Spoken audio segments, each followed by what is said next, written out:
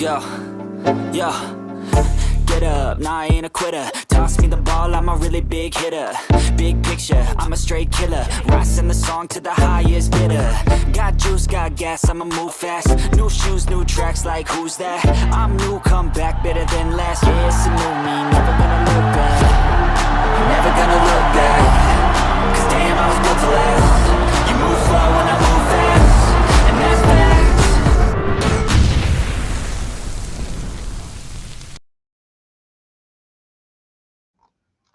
Well, hello, what's up, Bears fans? Welcome back to another fire episode of Tracks on Bears, exclusively on the Chicago Sports Podcast. I'm your host, Brandon Tracks Hiatt, and today, man, do we have a legendary episode lined up for you guys? Yes. Make sure you hit that like and subscribe button. We appreciate your guys' view. Ladies and gentlemen, the Chicago Bears are making some serious moves this offseason, and we've got a new defensive coordinator in the building. Dennis Allen, who just made a promise to all of us to an attacking, aggressive defense coming to the Windy City. He's bringing that attacking mode, that aggressive defense that we've all been waiting for. No powder puff football, no more, ladies and gentlemen. He says this unit will take the fight to the offense, dictate the tempo, and play with the kind of toughness and physicality that made this franchise legendary. Speaking of legendary, what does this mean for our team? Are we about to witness the rebirth of the classic smack mouth Chicago Bears defense? Are we looking at the return of the monsters of the Midway? To help us break it all down, I am beyond honored to welcome a true Bears legend to the show. Everybody, ladies and gentlemen, welcome Doug Plank to the show. How you doing, buddy? Not as good as you are, but pretty close. Yeah. Man, I'm so excited to have you, man. How's it over there in Arizona? I'll tell you what. You could go out right now and get a suntan. Really? When this sun comes up, this sun looks like twice as large as it is in Chicago, and half of Chicago is already out here. I don't know what it is about Phoenix, Arizona that attracts people from Illinois, but it happens. And that's what's so nice about going into any bar, nightclub here in town when the Bears are playing. Despite their record, the place is packed with Bear fans. Well, I'll tell you what, man. This place is packed with you, buddy. You bring the passion, the energy, the fire, the vigor, and we're talking about smash mouth defense, and you led the way, man. This man, you didn't just play football, you redefined it with what it meant to be a physical, hard-hitting defensive player. You were the inspiration behind the 46 Bears defense, a system that terrorized quarterbacks and helped the Bears become one of the most feared teams in history. Brother, we have got an interview for you. We've got some great stuff. I know this is like one of your all-time favorite things to talk about, but here's the deal, Doug. You played in some of the most dominant defense in Chicago Bears history. When you hear Dennis Allen, his name, come in and say, we are going to be an attacking, aggressive defense that takes the fight to the offense, what does this mean to you? Well, it brings back memories just like you were talking about. And yes, you can play defense. There's all kinds of ways of playing defense, being aggressive, or at the end of the game, you'll see so many teams go back into what they call a prevent defense. All it does, it prevents you from winning. The moment you take away the urge and the aggressiveness of a defense, you basically have turned them into something that is inefficient, that won't stop anybody. The only thing that stops them is first downs. And they just go from first down to first down to first down to first down. And we've seen that happen too many times last year, the year before that. And, and I blame everyone for that. It's not just the coaches, it's the people that put the coaches in position to be in your organization. I'm sorry, you're sitting up in that ivory tower every week looking at what is happening on the field. Something has to happen. There has to be changes that were made. And I've met Dennis Allen before in some NFL events. I really liked his personality. He's very, very serious. He comes off as a extremely intelligent person, and you could just tell when he's talking, looking in his face, he's weighing every word he says judiciously. He's not just rambling along, saying a bunch of nonsense.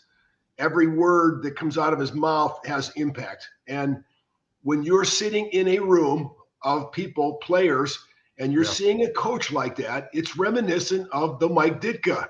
To me, maybe he doesn't have the anger or the just the temperament of Mike. He won't be breaking things, or Woody Hayes. I was so blessed. I was so blessed to have coaches that if you didn't do what they told you to do, they were going to break your arm. Come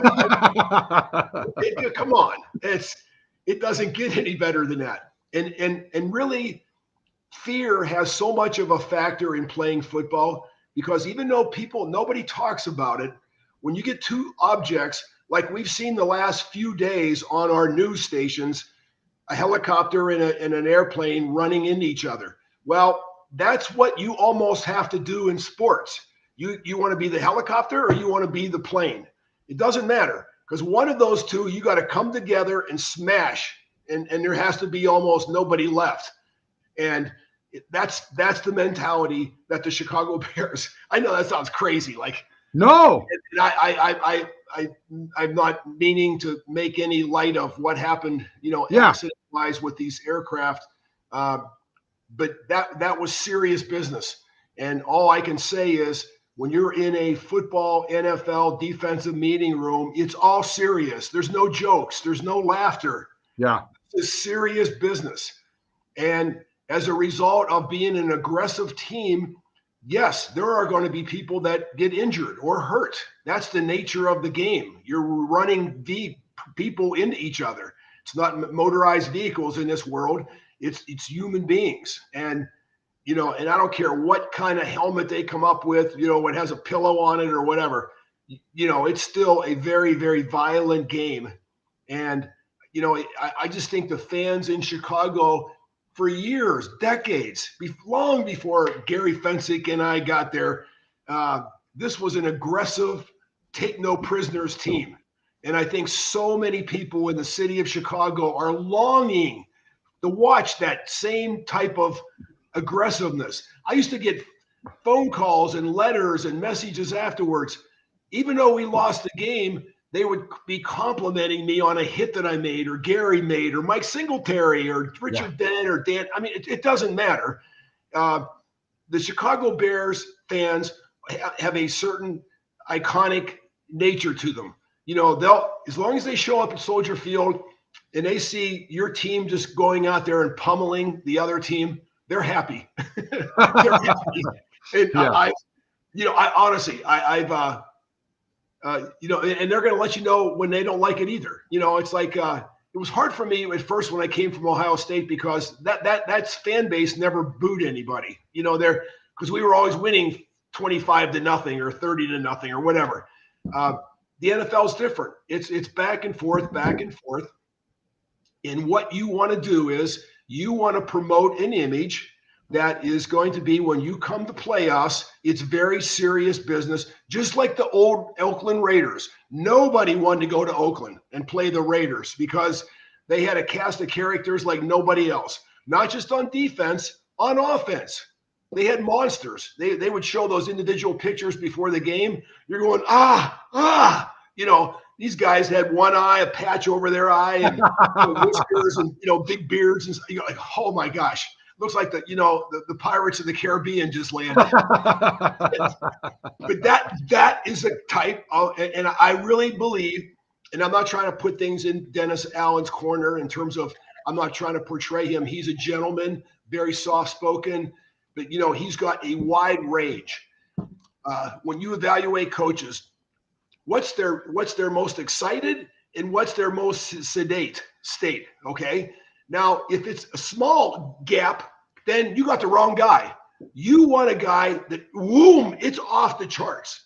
The Mike Ditka type, the Woody Hayes. When this guy talks to you, it's all business. It's all business. There's no joking. There's nothing, no laughs, nothing like that. And when you leave that room, you have your game face on. Sometimes it might be Tuesday, it might be Wednesday. A lot of offensive players complained that they didn't like the way I practiced. Hey, listen, I want to be able to go walking onto that field on Sunday knowing that I prepared myself for everything that I'm going to see in this game. And now all of a sudden, I've created a whole syndrome of all those players on the other team. I've dreamt about them all week long. They were doing terrible things to my family. They were hitting my mother. They were running over cars with my dad. When I hit that field on Sunday, I had an anger inside of me internally that these were the same guys I was dreaming about Monday, Tuesday, Wednesday, Thursday, Friday. And that's why some coaches say, you know what? You can't just pull a kid off a bench, stick him in a game. He's not prepared. This is not like something you just, it's not like going to the park and getting on the merry-go-round. You have to know exactly who you're playing against and what their temperament is. Ladies and gentlemen, wonderful stories, colorful stories from Doug Plank, legendary Chicago Bears safety. If you're just tuning in, make sure you hit that like and subscribe button. Turn on all your notifications. Thank you guys for joining us. We've got over 60 in the building for Mr. Doug Plank, and we've got so much in store for you guys. So, Doug, one thing that jumps out to me about Allen is his experience. He's got 23 seasons in the NFL, 6 as a head coach, 8 as a defensive coordinator. He's been around some top-tier talent, helped the Saints win a Super Bowl, and now he's coming in Chicago. What do you think about Allen as a coach, as from a defensive standpoint, instead of a lot of people might be looking and questioning, like same thing with, Eric Bieniemy. We brought him in as a running back coach, and he didn't do too well at UCLA, right? So everybody's like, whoa. He didn't do well there. Why are we bringing this bum in? Walk us through what the difference is and what it looks like when you're in that spot where you are favorable for and you've had success, and why we can't compare. It's not a true apples to apples comparison. Do you believe he's the right guy to bring that dominant, take no prisoner style of defense back to the Bears? There's been probably a guest that you've had on your show the last 5 years that have come on, and whoever the new coach is, new head coach, the defense coordinator, they're the greatest, they're the best, we could not have done better. Yeah. I think in this case, this is kind of like you've had some tries at it, and some of them weren't very good choices. What the longevity of his career, the teams that he's coached for, yeah, there's no doubt right now. I mean, anybody that's been in the football world, right, is going to say, "Oh, I wonder what kind of a coach he's going to be when he comes to Chicago." No, most importantly, he knows already. He's already looked through and evaluated every person that's on this football team, or especially on as far as the defense goes. And I'm excited, honestly. The last regime, I didn't really have anything to say. But you can't be wishy-washy in this business. You have to clearly state either through intelligence or aggressiveness or a little bit of both. Not a little bit, a lot of both. Yeah. Intelligence and aggressiveness. When you get that, then you have something extremely special, because even when the 46 defense was tearing up the league, nobody could figure it out, because it was a defense that was set up each week. The calls and the attention to opponent details were changed because of the way that they ran the football or threw it, or the personnel, or any case like that. We studied, and we became very aggressive though. But our natural instinct, people say to me, "Doug, when I met you, you're not that impressive. You're like 5'11", 200 pounds. Where's the guy that, used to take people's heads off?" Half of what you are as a person, maybe more, is up here in the brain, because this is where you think you are. And the rest of it is just, it comes along for the ride. So you're the train on the tracks. I'm not getting off the tracks. I'm on the tracks, and I'm headed to a target, and nothing is going to get in my way. And if it does, I'm going to hit it first, and then I'm going to go hit the next thing.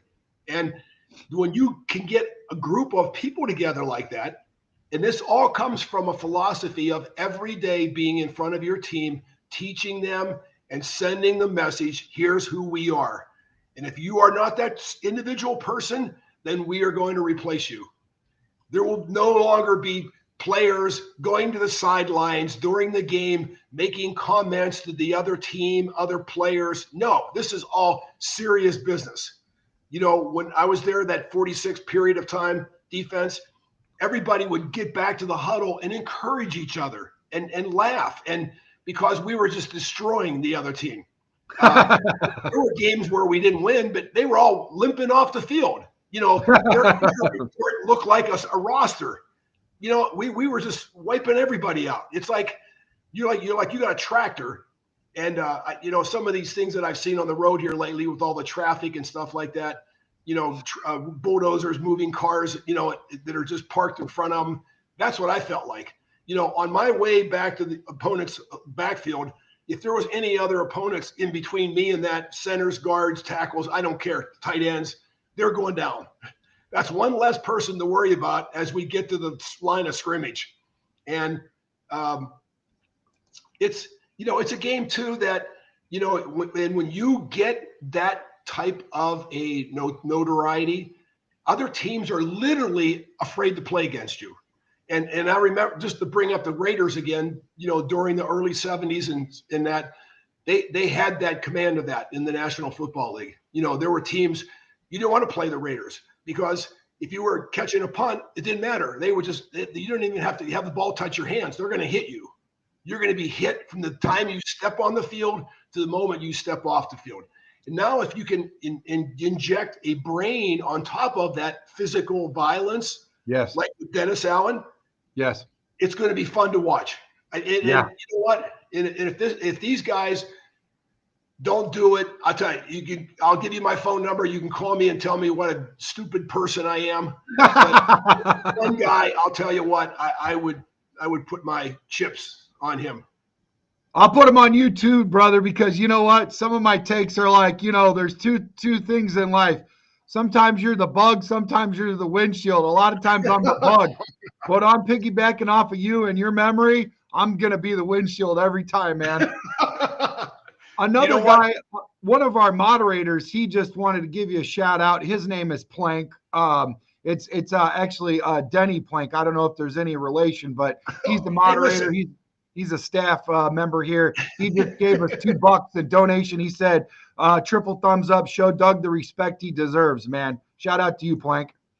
Well, thank you. Thank you. You know what? Like I said, you don't have to be big. You just have to be willing. You know, it's like you're driving around in my first car was a 1963 Volkswagen Beetle.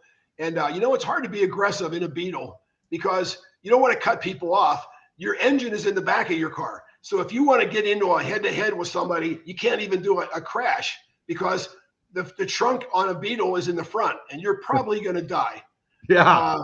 You know, my car ended up, I ended up crashing my car. You know, like one thing I did too, and I didn't intentionally try to do this. I've totaled 4 cars in my life. Now, you know what? That's not normal. And I don't know. There was something about just driving that car and running it into things that it just gave me a rush. You know, I'm not saying I did it intentionally, but afterwards, you know, I'd look around the car and all the windows would be broken and the front window and I hit a tree or another car. And I'm thinking, man, I'm lucky. But, you know, you can only be lucky so many times with the 9 lives. Well, I'm 5 or 6 on that scale right now. Total cars. And that's not including the football field. That's not including the football field. No, you're right. But here's what I'm saying. You have to have people that are willing to get out of their mode, all those ones that are making, you know, business decisions. And what do I mean by that? There's a lot of well-paid players, not just on the Bears, but around the league. They're saying, if I stay healthy, I will continue to make ka-ching, ka-ching, ka-ching, you know, billions of dollars, not billions, millions, if I just stay healthy. What does that mean? Don't hit anybody. Don't ever get in a conflict. You know, don't be on the kickoff team.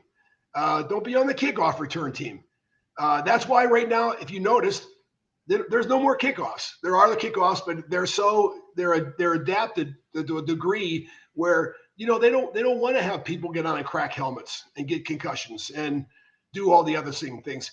And when you hit somebody too, I can only think of the times that I came down the field and I would, after I tackled somebody, I'd get up and my helmet was twisted sideways and I'm looking out the ear hole, but I'm looking at the other guy.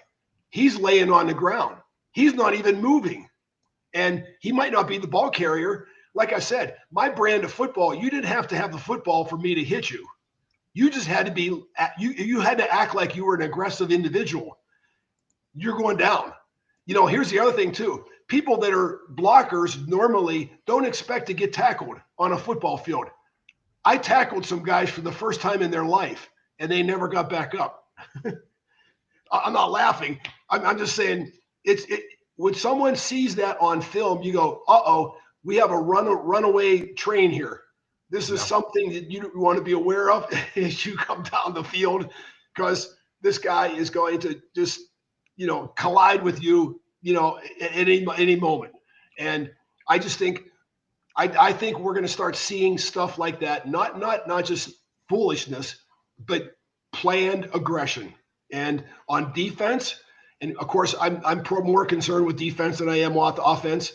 I think, Dennis Allen will bring, first of all, it's that right mentality. It's the same thing as Mike Ditka when he first came to town. He gave a great speech to our team, like things were going to change. There's a new sheriff in town, and I'm not just saying a new coach, a new philosophy, everything is going to change. And absolutely, it did change. And I truly believe that that'll be the case. Yeah, I do too. You've got so many comments. We're going to get to them later on below. Everybody, make sure you open up the door. Tell the neighbors to get on Chicago Sports Podcast, because we got Chicago Bear legend Doug Plank in the building. And also, we have a very special inside guest, another one of our, not co-hosts, but one of our staff members. She is actually a forever Honey Bear cheerleader from the Bears. And she says hi to you. She says, love you, Doug. So I'm sure you remember those days vividly. She's saying hi to you right now. We got so many comments in here, but we got to get through our questions really quick. We got so much. Make sure everybody share this right now. Let's get the numbers up. Let's go blast past 100. Let's let everybody hear what Doug's got to say, man. He's got a wealth of information. He's amazing. He's great. You guys see him right before your eyes, a legend in the building. Doug, let's talk about the players. Allen said himself, he sees talent on all three levels of this defense. He especially called out guys like Kyler Gordon as a guy he has big plans for at the nickel position, and he's excited about what he sees in the secondary. Do you agree? Looking at guys like Jalen Johnson, Kyler Gordon, and Tyreek Stevenson, is this the kind of secondary that can thrive in an aggressive system? Also, I would like to add you, Jaquan Brisker just got on XM or XApp Twitter, and he said he's been cleared from concussion protocol, and he's excited to win next year and play aggressive. Well, I'm very glad to hear that. I'm not one to try to criticize anyone because the last thing I like, when you were a player, is to have another former player get up there and this guy looks like me now, all the silver hair and everything. They go, what does that guy know? He played back when they had leather helmets and, what's he telling me what to do? Well, I'm just saying, when you come to this town, the fans are incredibly behind you as a player. And, and they've watched a lot of bad football for a lot of years, and they're still coming. They still come to the games. They show up. It's so unlike the normal fan. If this was a team over on the West Coast, there would be 200 people in the stadium. Nobody would show up. They're at the beach. They're doing something else. They're watching the fire, whatever. Yep. It's important. It's very important to these people to live in Chicago, and you have to act normal. You can still be an oddball, but you just don't break the law and things like that. And it's time. It's everything in life has an up and down. I'm sorry. The Bears have been down for long enough. It's just like when I got there, I can't remember, it was 1960 something, the last championship they won. Wow. So there was all this pressure on the team, I felt like, to get better. And you don't have to do it all in one season, but they've shown that you can make dramatic changes if you choose and pick the right people. And not just to get up there behind that mic. I'm not telling you I don't have a read on people after like 1 minute of them talking, but I do. And usually it's right on. And with coaches, if it's a slow, very calculated words that they're using, you have somebody that is a very cerebral person. And, gone are the days where you can just go out there and act like the Chicago Bears now and be rough and tough and knock everybody around. Because, the rules are adapting, and you have to be more concise. Now, you can still be aggressive on defense, but, on the other hand, you just can't turn everybody loose and, do a bunch of hitting and, hit punters and kickers and stuff like that have no reason to tackle anybody. They're just, after they kick the ball, they're done. They might as well go to the sideline because they're not going to tackle anyone. They're not going to block anybody. And so my point is, you have to have a coach that has the skill and the ability to do that and show it over a longer period of time, just like Coach Allen has done. And I think he's going to do a magnificent job. I think there's going to be some changes made, because what I've seen over the last couple of years, I know that he wouldn't tolerate that type of play. It was, I just felt like there was a lack of effort in certain situations.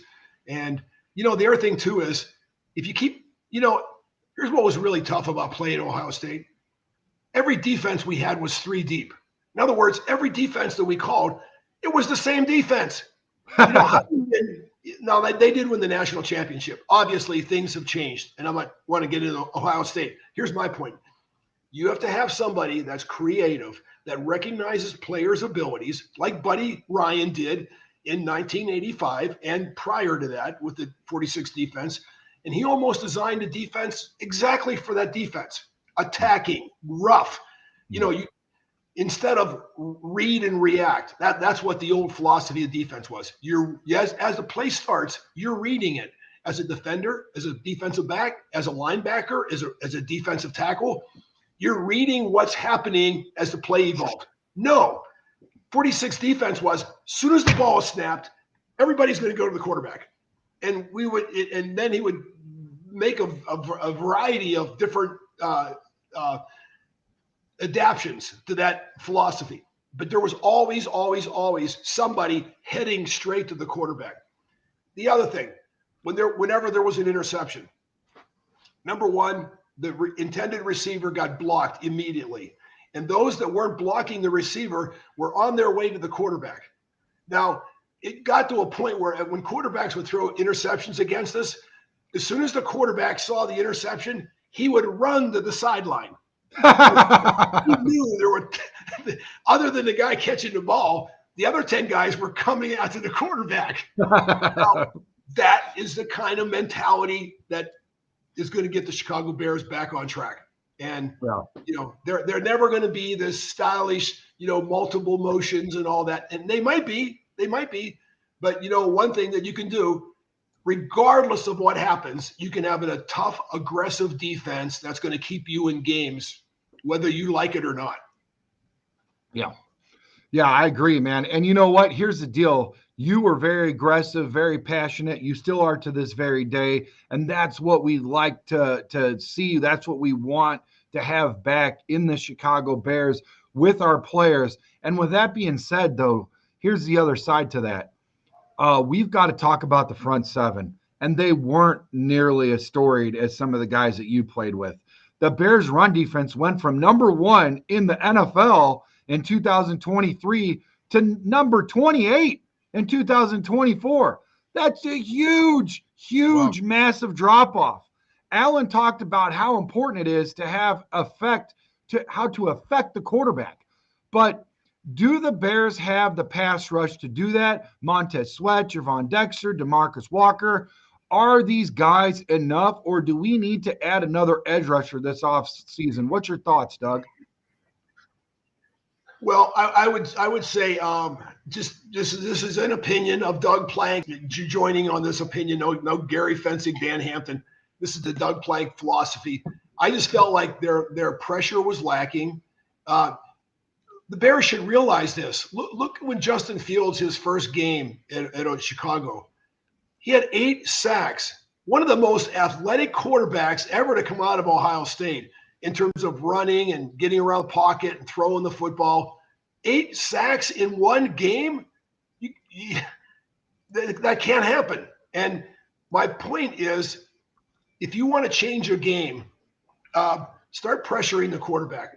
He will make bad decisions quickly. And I think Dennis has enough experience that he's got some very exotic defenses that he uses and utilizes. And, the one thing that I like about the NFL right now, there aren't like concrete positions. And what do I mean by that?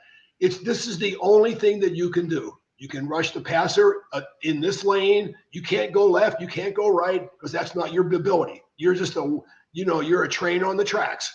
Well, now all these players are so versatile. They can play linebacker. They can rush the quarterback. You can be safety. You can be a blitz guy, just like it was under the 46 defense. You have to be able to give personnel on defense multiple responsibilities. And if they can't do it, just like, look at the typical offensive running back now. He's a great receiver. He can block. Once he gets past the line of scrimmage, he's not like an Earl Campbell, a train on the tracks. No, he can go left and right. And if he gets open, he's going to go the distance. And so football has changed. It's not as violent as it used to be. And that's good for players and philosophies and longevity and all sort of lawsuits towards teams after players are done, because of their physical condition. Find the right players that work in your scheme. And I'm sure that, he'll have a huge input on the draft in terms of players that he knows. He's been around long enough, Coach Allen. He realizes talent, and he realizes, there has to be a certain degree of aggressiveness here also. You can't just, bring a guy in that's, had 20 sisters and no brothers growing up and all he did was play with dolls and stuff. No, I'm sorry. That doesn't work. You need a guy, and he doesn't have to be a maniac 100% of the time, only when he's on that field. And I used to cherish, I felt like I was that guy. I was a very, very nice person. Yes, ma'am, no, ma'am, all that sort of thing. Off the field, you step on the field, it's different. You have no friends. Right. And even your former teammates from like your college you played at, I'd have guys come up to me afterwards and goes, Doug, I thought we were friends. Not on this field, we're not friends. And I said, so you know what I used to do after that? That was my rookie year. I got that in a couple games. I would go over to the players on offense that were on the other field that were on Ohio State's team. I'd say, listen, I really like you, but for the next 60 minutes, I don't like you. And I'm going to try to hit you as many times as I can, as hard as I can. Understood? And they would shake their head. Yeah. And I go, that's it. Okay. We're good. We're good to go. And yeah. There's a reason why they do the jersey swaps after the game. But honestly, I'm not getting your jersey. I'm telling you, if we're going against each other, we're not doing a jersey swap, man. I'm sorry. It's a whole different thing. I get it. Whatever, more power to the guys that do it. But I'm more the same with you, man. It's us. It's me versus you, us versus them. 60 minutes, however long it takes to finish the game, buddy. We're enemies, We could be friends afterwards, but, you'd never see that. You'd never see that. So I want to ask you a question. I want to ask you about how this defense will attack versus blitzing or coverage, because we know Dennis Allen likes to use and disguise. He gave Tom Brady nightmares with his back seven. He really puts focus on his back seven, his defensive backs, and that's why we got you in the building, because you're the best to ever do it at the safety position for the Chicago Bears. Doug, I love what Alan said about this being a quarterback-driven league, and how everything they do is going to be based on how they affect the QB. You have to affect the QB, not let him do what he does best. You got to go after him early and often, or you've got to disguise and do some coverage, right?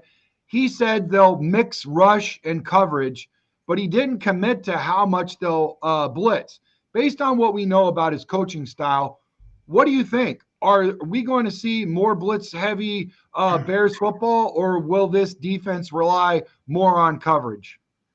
Well, let me just say this. I think every quarterback is different, and you can hit some quarterbacks every play, and it doesn't matter. They're going to get up back and go back in the huddle and call another play. On the other hand, you got quarterbacks that don't even want to be touched.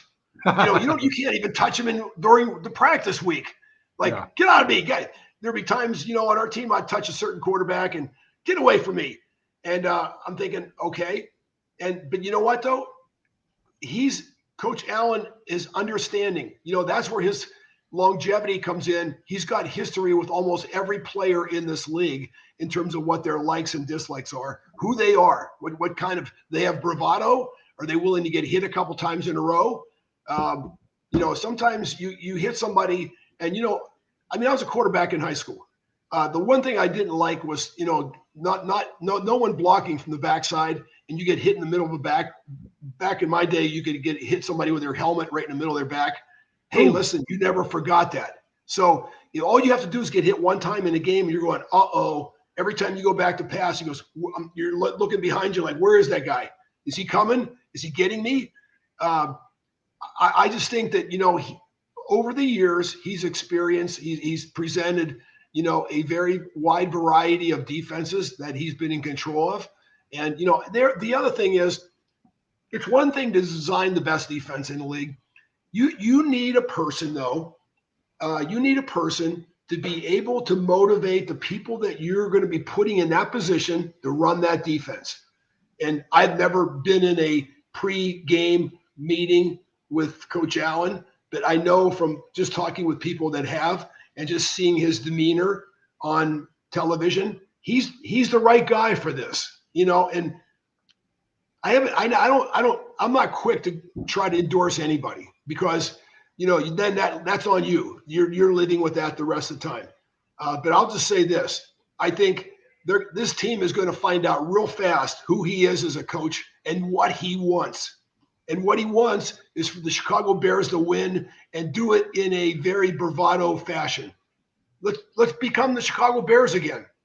It doesn't mean running the ball all the time. You can have diversity as far as mixing plays up and variety and things like that. And more importantly, it's on the defensive side of things. You need to find and get that. And every team's different. The plays that you ran against one team, let's say against the Packers, they're not going to work against the Lions, because the Lions are a different team. They're all different teams. So each week it's the challenge of the coordinator to come up with something that is unique and one of a kind. And maybe the player is out of position. Like a safety's up on the line of scrimmage or something like that. You go, well, he looks like he's in a cover position. No, at the last second, he comes and blitzes. Totally unexpected. And he's got the capacity at the safety position to actually be a little mini linebacker, to do tackling and taking on blockers and making piles and all that sort of thing. I just think he's going to do all that. I'm no expert. I didn't watch all the Bear games this year, mainly because they lost more than they won. And it's hard. It's people go, shame on you. You're not a Chicago Bear fan. No, I just didn't want to sit in front of that television and watch them lose. It hurts. It hurts as a former player. When you're playing for that team in that organization, you forget you're not only representing yourself and your other teammates, you're representing all the people that have ever been hired by the Chicago Bears, front office, on the field as a player. You're bringing that history with you every single game. And you don't think I love, after the Bears smash somebody, with a big victory, I like going around that week. It's like, oh my gosh, this is wonderful. Monday, Tuesday, Wednesday, Thursday, it just flies by. Well, when they lose, on the other hand, it's like Monday, Tuesday. It's like, oh, I hope I hope I don't see any fans here this week because they're going to take it to me. It's and same thing is, it's the same thing is true in college. So, and the same thing is true for even our fans. You want those fans to be happy and coming back and, cheering and all that sort of thing. One thing I'll say this. Also, I never heard at Ohio State. We were never booed at Ohio State. And that's what I love about the fans here. You know what? Hey, listen, this is the National Football League. They can express their attitude and their dislike for some play or lack of missed tackle or drop pass or whatever. So it's reality, and you feel it. I mean, you just really, really, really feel it. Yeah. Man, you know what? So much passion and energy and desire to want to do great and do amazing things. And then you see the lack of passion and effort that's equally matched by the team. I understand why a player and a fan, we're fans. This is a show by a fan, created for the fans. We got so many people that we would love to talk to.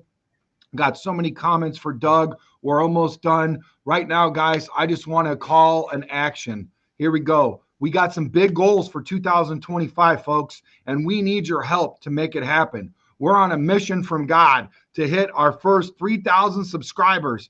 And when we do, we're going to give you guys a Chicago Bears jersey, Doug Plank's name on it, whoever you guys want. We're going to be doing this for 3,000, 4,000, 5,000. We're going to go with Elon Musk to Mars with this thing, baby. We are going to give it all away, the kitchen sink. Come get some of Tracks money. Football signed by guys like Doug Plank, all these guys. It's going to be great. It's going to be fun. It's going to be exhilarating. Make sure you share the crap out of this videos and all the videos to come, man. We got so much coming. Hang out with us, guys. We are going to let your voices be heard.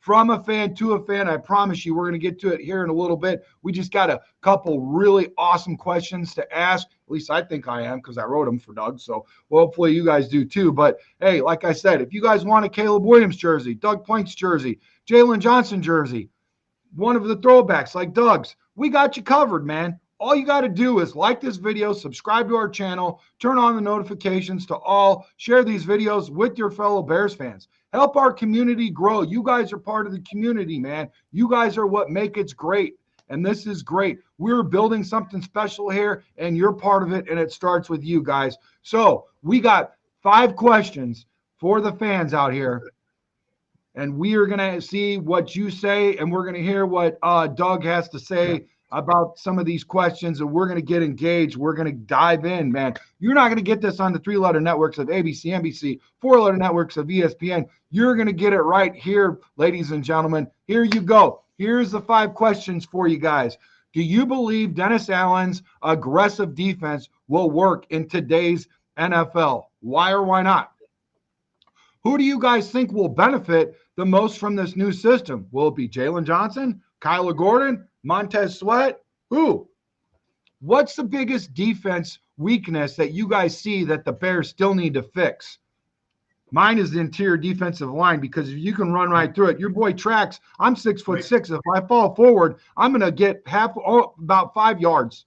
If I fall all the way forward and I don't fumble the football, I'm going to get around 5 yards, and that's almost my way to the first down. And that's pretty bad when you got that big of a hole that my big butt can get through there and get almost a first down. So we got to address that. And there's no reason why when Billings goes down and he gets injured that you could just run through our freaking – listen, that is so demoralizing for not only just the defense, but the offense and the special teams. We're like, my God, we're getting our butts whooped. It's ridiculous. Question number 4.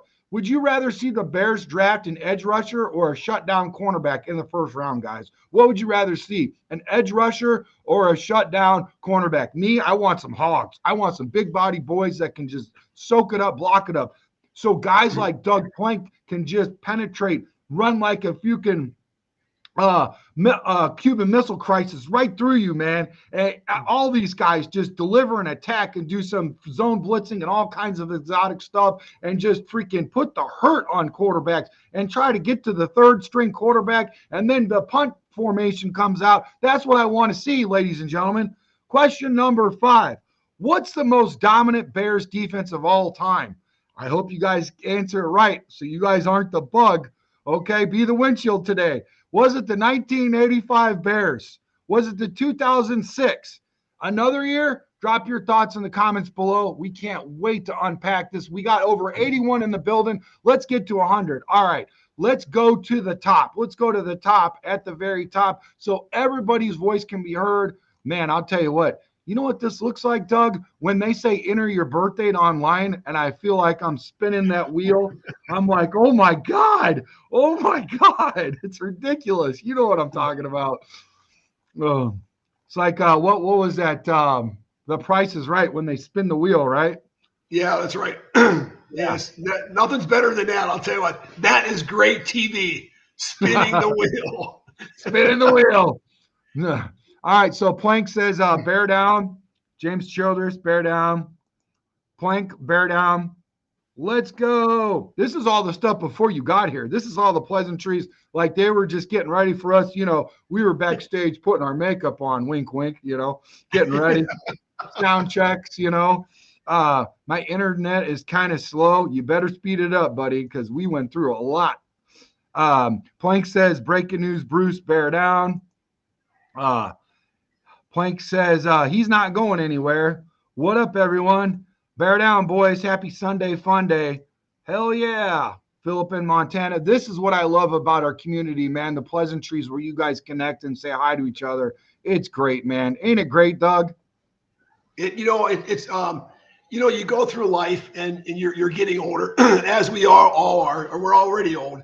And you know what? You start to realize just the relationships that you had through your life, you know, especially when it's something magnanimous like play football for the National Football League, something where it's almost, I likened it to and maybe I'm not trying to be too much here, like you're almost in the army. You know, you're taking bullets and, you know, you're under fire.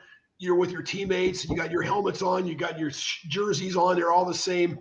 And it's like something you've never been before. You know, you've got family and you grow up with brothers and sisters, but it's different.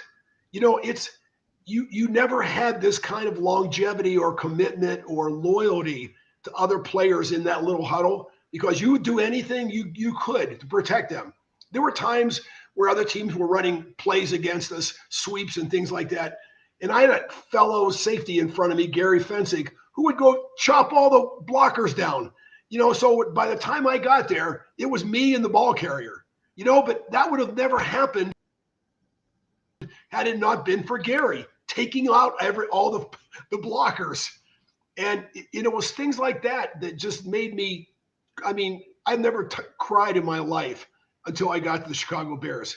And it wasn't tears of pain, literally tears of joy back in that huddle after either individually or for our team, like I said, taking down the blockers or, you know, I've had several quarterback sacks in my life, you know, some even for safeties.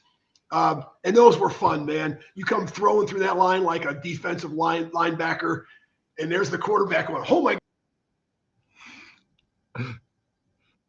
You could see it in his eyes like, well, I'm going to do damage. Yeah. I'm going to hit you in this game. I'm going to give it everything I've got. And like you said, Brian, I didn't have typical tackle techniques. No, I just imagined this guy in front of me was a mirage, and I'm going to run through him. When you run through him, great things happen. He usually doesn't come back for the next play. That's all over with.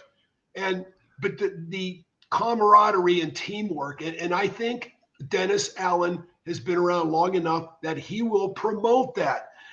You know, I'm sorry. I'm tired of looking at coaches getting behind, you know, press boxes and they're answering questions and they act like, you know, they're your third grade geography teacher or something. South America is south of here and we are North America. No, this is an emotional sport. This is passion. And you know what? And when you can't even promote it to the public, how in the hell are you going to do it in front of your players? Thank you. It's never going to happen. And when someone stands up there and they look like they're reading out of the Encyclopedia Britannica or whatever, many people don't even know what that means. Yeah. That, you know what? They don't have it. There's no TikTok in this heart here. There's nothing but bland nothing. It's just nothingness. It's just words. It's words on a sheet of paper. Like I told you before, I have a hard time watching games and the team is behind by 21 points. And here is the coach over on the sideline. You got to be kidding me. You're already down 21-0. I would start telling them what we were going to.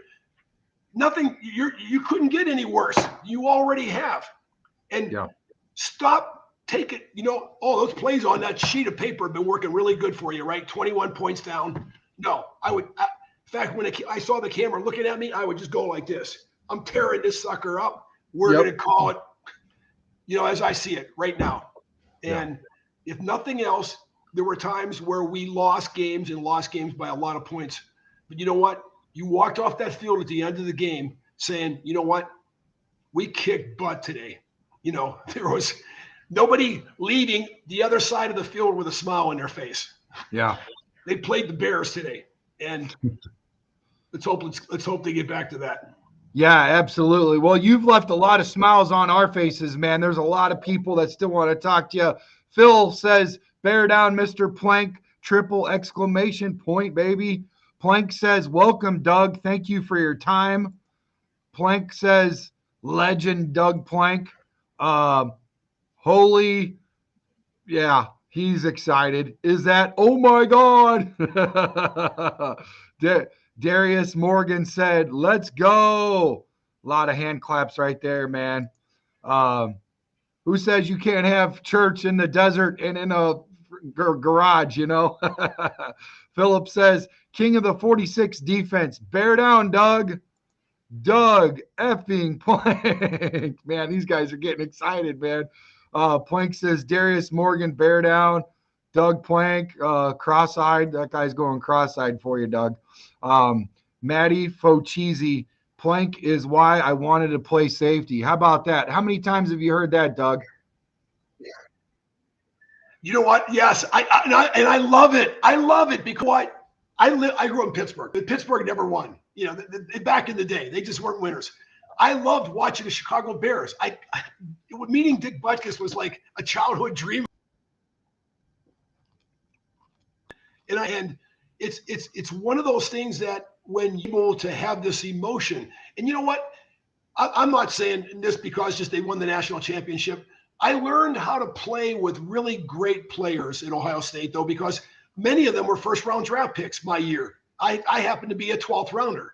I didn't play very much. That I wasn't a starter. I was the next man up guy. Somebody got injured. And but I remember one thing about being at Ohio State, and we were playing Michigan, and this is gonna be a quick, fast story. And they said, okay, you guys need to be on the field. Well, unfortunately, the Michigan band was already on the field. We were across the field.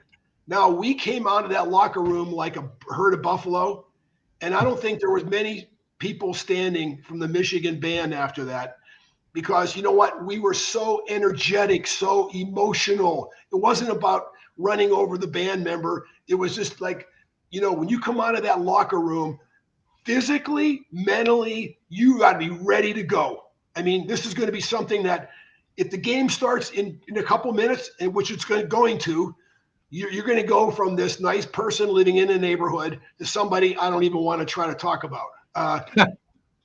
You're on a mission. You're on a mission from God, not to use his name in vain. But that's the way I felt. Say prayers. I already had my smelling salts tucked in my waist. I was ready to go. If I get knocked out, I'll be my own doctor. I'll wake myself up. I've been through that routine enough. But that's what it takes. And when you see other players like a Dan Hampton, you got to see his hands. I think he's broken every finger like 3 times. It looks like a roadmap. His fingers are all. He didn't wear rings because you couldn't put a ring on any of those fingers. And you go, that is a guy that I want to play with. He's the guy. Mike Singletary, Gary Fencing, Dan Hampton. Just go on and on. Every one of them. Yeah. Just loyal brothers. It was like a brothers. And And it was fun playing for the city of Chicago because, despite even losing games, their willingness to compliment a player for a play he made in the game or an interception or a hit or whatever, it was like something I'd never experienced in my life. So, wow. That's awesome, man. That's so cool. Darius Morgan says, bear down, Plank. Plank says, Matty Facchese, bear down. Darius says, guided missile. Matt Facchese, Plank, cheers. I think he's partaking a little early. James Childress says, geez. Something amazing you said, I'm sure. Dennis Moody says, Doug, Plank, awesome. We're only a quarter way into the comments. There's a lot left to unpack. This is great. Plank says, Dennis Moody, bear down. What's up, Plank? I think when they say something short like that, it's the other Plank, the guy that's, not the Doug Plank. James Schroeder says, this is definitely a walk down memory lane, the man behind the madness of the 46 defense. Philip says, no football games today, but plenty of bear talk. Time to change the culture and start winning many games. Scottish Bear, he's from Scotland, bro. Doug Plank, legend. Love from Scotland. Isn't that cool, bud? You travel well. You travel well. You know what? I was, as part of being a Chicago Bear fan or, Bear player, you get a lot of things that, no one ever would expect. Now, there was one time I was asked to go host a ski group to go to Innsbruck, Austria. I've never skied in my life. They wanted Doug Plank, so I'm not beyond trying it. So, but I didn't know it was going to be like one of the Olympic trial mountains that we went up. I mean, I kept going on the cable cars. It wasn't just one. There was 3 of them for me to get to the top. And there was clouds up there. Well, I started down this hill. I had no idea what I was doing. I just kept going faster, faster, faster. And I was tucked in like a ball, over top of these skis. And I see 2 people down below me crisscrossing across. I hit the gentleman, knocked him out. And the girl's just crying and crying and crying. That's not what I wanted to do. I mean, I don't hit pedestrians. And so I just took the skis off and slid about 10 miles down this slope. Again, I've never skied in my life, but I could go straight. And I said, but get out of the way. I'm yelling as I go, get out of the way, danger, danger. And so I finally hit this guy. He slowed me down. And so I just walked down the rest of the way with the skis, turned them in. So I was a 1 ski trip for one time down the hill. My point is, don't go jumping into something that you have no idea what you're doing. And, something like professional football, it not only requires X's and O's, which is the technique of the sport. Someone has to bring the energy, because when you're up against another team that's just as physical, just as tough, just as determined, the first quarter, the second quarter, it's like a punching bag. You get worn down as the game goes on. Somebody in that locker room, on that sideline, has to just connect with you. And that's where the coaches come in. And they've got to be able to just, get you over there and get a hold of you and let them know, hey, listen, I'm not standing over here with one of these clipboards, talking about the plays I'm going to call next quarter. No, forget that. It's about you and me. And it's about me telling you or motivating you, to continue playing and doing everything with your highest authority as far as energy, enthusiasm. You know why? Because this is team sports. Everything is contagious. When something bad happens on a team, it's like the flu. It's like the Hong Kong flu. It goes through everybody. And the other thing is, we want to see command from coaches. When you're a player, you want to see somebody that's in control, that's making decisions. And, gone is the day of, oh, give me a hug, both in terms of real life and in sports. I just think we need to be able to go back to an age where there was this communication between coaches and players, that when they ask you, the coach asks you to do something, absolutely, you're going to do it next play, and nobody's going to get in your way.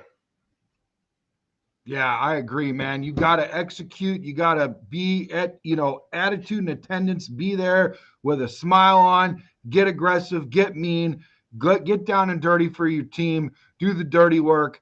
Scottish Bear says, Doug Plank, legend, love from Scotland. Man, thank you, Scottish Bear. That's awesome so much.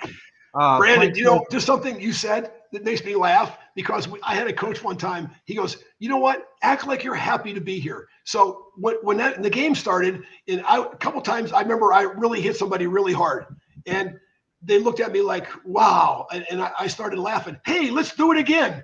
Let's line up here, and I hope you get the ball next play because I really liked hitting you. You know what? They didn't know what to say. They were like, the guy's a nuts. He's crazy. He's act like you enjoy it out there, because everything is mental. When the other team sees that you're having a great time and they're not having a great time, then something, it's gonna be revealing in their play. And that's why there was a few coaches, the gentleman from Detroit Lions, and I was almost happy for the Lions this year and what's happened there the last couple of years. Not necessarily at the end of the season, but just to see the improvement in the team. Winning more games than they lost. Are already starting to make an impact on the Central Division and all that sort of thing.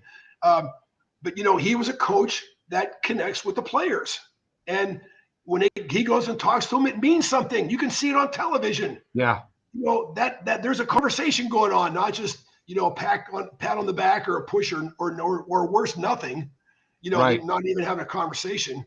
That wasn't the coaches that I knew, and that got me to Rose Bowls and playoffs and a whole bunch of other things. Those were guys that you could tell they were all in. They were all in from the first day. None of this, being a nice guy. It doesn't work. It doesn't work in this sport. You got to have great communication, and you got to just let people know, man, they got to go the distance for the team. And if you're not willing to do that, then you're not going to be on this team.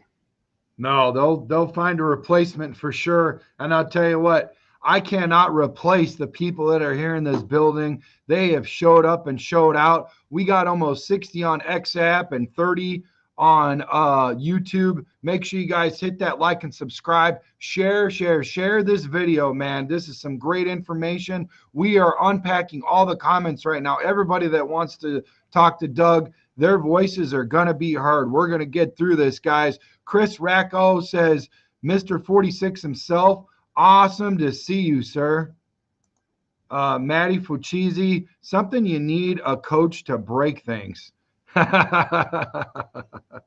Darius says, I like when Alan said about not giving anybody anything, which we've had way too much with this whole soft cover 2 lameness. Oh, there's holes in the zone, and we'll give him short stuff. He's really upset about it. Plank says, Chris, bear down. Scottish says, Plank, brother, bear down. Chris says, our new running back coach is going to whip these boys into shape and regain our top rushing attack from a couple of seasons. Plank says, 46 brought the pain. Chris says, we understand you. Doug, these Bears need to become more like serious business. We get you. Darius says, Bears D is aggression, violence, intimidation. The imposing of your will. It ain't about giving the offense anything, and it's taking our game straight into the face of the QB. Matty Fuchisi says, I love defense. We all do, but it's time for the offense to pull their weight. Yes, we are. Phil says, when the Bears win the Super Bowl, Chicago will go up in arms with joy. Joy for weeks, if not months. Time to dominate again. Philip says that. You got to check out his bear. He lives about an hour and a half away from me. He sent me some pretty incredible pics, man. Pretty solid Bears fan for sure. James Childers says, I think I may need something to help gain my composure. I remember him, Abs, Fensick were drilling opponents left and right as a kid. Oh, my God. Plank says, Phil, 100%. Scottish Bear says, football is a violent sport. That's why we love it. Why would we take punching out of boxing? we can't change what it makes to make it great. I like that. Punching out of boxing. What are we going to do? Slap box, Ridiculous. Darius says, for sure, it's time. It's time for us to have a high-functioning offense and defense balance. We got to take it to them on both sides. James says, Plank and Fensick, the original Legion of Boom. Plank says, James, facts. Chris, we need more Bears players like Doug Plank and Dick Butkus, true enforcers of the gridiron. Dan Blakemore says, Mr. 46 in the house. What up, guys? Phil says, Buddy Ryan demanded excellence on the defensive side of the ball at all times. What a great defense to watch, 46. Doug tells the best stories, he says. Plank says, bear down, fans. That's Plank's wife, Plank. I figured that out yesterday. Not your wife, the other Plank. This is going to be fun. Hey, ladies and gentlemen, I just want to tell you guys something that's going to be great. This guy's very, very passionate. He's got a lot of irons in the fire. He's a family man. He works hard, plays hard every day, but he has made a commitment to you guys. As long as he's got time for it, he will be with us on the weekends. Maybe even sometimes he'll pull up midweek. We can throw out a show, tackle some really fine moments of storied past or break down what we're seeing. Sounds like Doug is going to be watching a lot more Chicago Bears this year than he did last year because they're actually doing something. They're making sure that when the rubber meets the road, that we are not the bug on the windshield. We are going to be the windshield this year, and it's going to be fun. So I'm looking forward to Doug and partnering up with Doug, man. Doug and I, we've already done quite a few shows together, and this is going to be great, man. We both bring the passion and energy, and I'm not no Fensick, but I do pretty well on this side of the screen, brother. I'm excited to have you for sure, man. Thank you so much. No, listen, I'm glad to be here. Honestly, I really appreciated the broadcasters that really told the story as it was, the good and the bad. And I think you can't go all one way or the other. I would like to say the Bears are the greatest, they're the best I've ever seen in my life, but I can't in all truthfulness. And was there a change to be made? Absolutely had to be a change made. And it's one of those things. I don't say you have an instinct. You had an instinct before, and like I said, this is more than just getting up in front of the class and reading, where the 50 states are in America and pointing them out. No, this has to be an emotional presentation that you get up there and has to start from the very beginning. And you know what? And here's my point. Even if you win a game, there's mistakes. There's mistakes in the game. So you never have to be like, oh, you guys are the greatest. No, you guys won the game with these 50 mistakes that you made. And let's go over them so they don't happen again. And, you get to a point incrementally to where you want to be. And I think that Dennis Allen is a great first step to where this team wants to be. And, and with his history in the league, knowing players on other teams, this is going to be very interesting. I'm anxious for the season to start. It's going to be great. I love you hearing that. That's very refreshing and very encouraging. I mean, listen, Dennis Allen has been a part of some really good defenses, as you well know. So this could be an opportunity for us. And hey, listen, make no mistake about it. Eberfluff, he came from the Colts. They were trying to fire him and let him go. We didn't just hire him. We promoted him to head coach. Like, what the hell are we doing?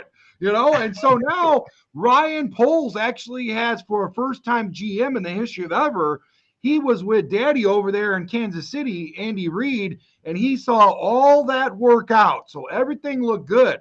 Now he's coming into a place where he's got to play savior role, and he's got nobody to bounce his opinions off of. Sure, he's got Ian Cunningham, who's been with some good franchises in Baltimore Ravens and the Eagles. But outside of that, do you have a head coach? Do you have an offensive coordinator? Do you have a defensive coordinator? Now he has all that. So collectively, they can collaborate. They talked about collaborating. What happens when all you can do is talk to your effing self because you got nobody to freaking bounce stuff off of because the other guy's an idiot right next to you. It probably didn't take him long. So now we get to see what he can do when like, hey, Dennis, who do you think we should hire out there? Oh, well, that guy looks big. Let's go after him. And then freaking Eberflus comes out here with this hits philosophy and all of these acronyms and stuff. Those hits gave us the shits. They were horrible. Oh my God. At least Dennis has hardware, man. He's got a Super Bowl rings, man. He's got 23 years in the building. Like you said, we already know what we're getting. It's not that this guy's evolving and we're trying to rescue a pet over here. We already got this dog in the building and he's bringing dogs with him, man. And we are going to freaking be vicious and we're going to bite your ass. So get ready, okay? This is going to be great. I'm so glad Doug freaking Plank is a part of this show, ladies and gentlemen. Make sure you share this video. Let's keep unpacking all these wonderful comments, man. Man, this is great, Doug. I love this. I'm just so grateful that everybody's showing out and showing you the love you deserve, man. This is great, man. Scottish Bear says Plank and Fensick, the greatest duo in the history of the game.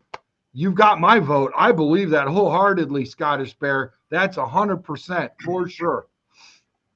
I feel like this way, Brandon, too. It isn't like I've been cutting my grass for the last 30 or 40 years and that's it, and did a little landscaping and took a couple, big vacations. I've been coaching. I've been running a business. Running a business is like running a team. You got to keep everybody on your team motivated. I was doing fast food for 25 years. You want to try to talk about a tough job. Try to get your employees to keep coming back each week in the fast food business after everybody's ridiculing them. It's okay. It's not sports, but it's the same philosophy. You're dealing one-on-one with people and you're convincing them that that's in their best interest for them to be here and to do it well and do the job well. And frankly, in many situations, I didn't see it. I didn't see it in business. I didn't see it in the sports world. And, I also coached, though. I coached, back at Ohio State with the Jets, the Falcons. And I had success when I was the head coach. If you're the assistant, as much as you would like to exert your influence and your opinion on a team, if you're the backup defensive backfield coach, how much impact are you going to have on the team? The moment you take somebody aside and start ripping him, the coach is going to come by and say, "What are you doing, Doug? Why are you talking to this player?" And if it's a very soft-spoken, geez, we all want to be friends coach, then he's not going to want to see that. Yeah. I want to give guys alternatives.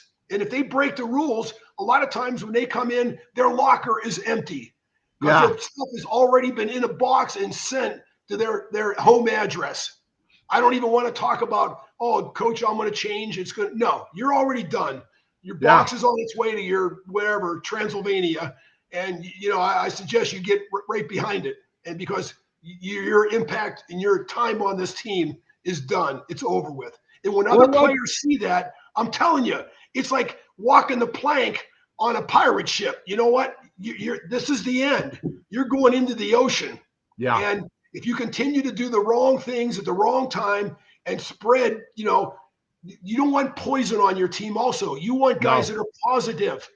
This all it pertains to business like you can't imagine. Yeah. And I found all this out after I was done playing. Man, oh man, I did all the good things that I learned in sports. Have a meeting with all your employees every week. Tell them what your plan is. Tell them what you want to do. Tell them where we're weak and where we're strong. It's those sort of things that you're going to be a successful person, either as a franchisee, business owner, or a head coach. And those that don't do it, I'm telling you, everything just falls apart after a couple weeks. You know what? And you're right. And you cannot overlook the communication is very vital in business and all relationships. And listen, they've already got friends. They didn't come to the NFL to make friends. They came to win. They came because they're competitive and they want to make money. And if you try to be their friend, it ain't going to cut it. Okay. They want They crave discipline. They want to be disciplined. Iron sharpens iron, baby. When Eberflus was coming in and just petting them and stuff and trying to be their friend and all this stuff, it didn't work out, man. It didn't work out. And neither did it work out for the offensive coordinator. It didn't last long with him at all. Matter of fact, they sent him packing. He's with the Green Bay Packers as a senior consultant. I hope he shits the bed over there too, because those freaking I can't stand Green Bay, and I'm just glad he's back in the building messing that up. Now, if he sends them to the moon, we're all going to bring our torches and knock on his door, because I'm going to tell you right now, he sabotaged us. That's what I'm putting my freaking money on, guys, because that guy, he stunk up the joint. I don't want any more freaking coaches from Green Bay. I don't care. I don't want him no more. Keep him out of the building. I'm sorry. Moving on to the comments, guys, rant over. Sorry. Darius says the 46 was what it was because of the absolute commitment and dedication by the players of the concepts and scheme of Buddy Ryan. You must hit the QB the entire time. Hit him until he's shell-shocked. You agree with that statement, Doug? Absolutely. You know what? Yeah, there's no doubt about it. He's the most critical person on the field. I don't care, on defense and offense. You know, he's the determination whether you're going to win or lose. And you just maybe we had in the past on any team. And, you know, it's a little bit different, you know, in college, but I think in pro football, you know, pro football is now entered into college football. You know, it's minor league NFL right now. You know, players that go from team to team to team. You know, it's amazing. It's hard even rooting for a team now in college. I won't say any more about that, just because the players are like it's musical chairs. You know, everybody's on a different team year to year. But you know, when you get to the Bears, you know, I think that's been a problem, because you know, there's been a tolerance for people that have not been doing the job, and they allow them to continue in their positions. Well, you know, that's not good for the team. You know, when players start seeing that there's going to be an immediate change if you don't fulfill the requirements of your occupation, your position, and you're moved out of the way, things change. Everybody becomes very serious. They don't want to make any mistakes. They don't want to miss tackles and drop balls. And so that is what you have to establish. And you can't just say, I know you fumbled the ball and you were on the 1 yard line and we would have won if you would have gotten in the end zone, but give me a big hug. That doesn't work anymore. No. It doesn't work on the field or off the field. No. And it's this. Let's go back to where we were all before about what is your performance? You know, are you doing the job? Are you here on time?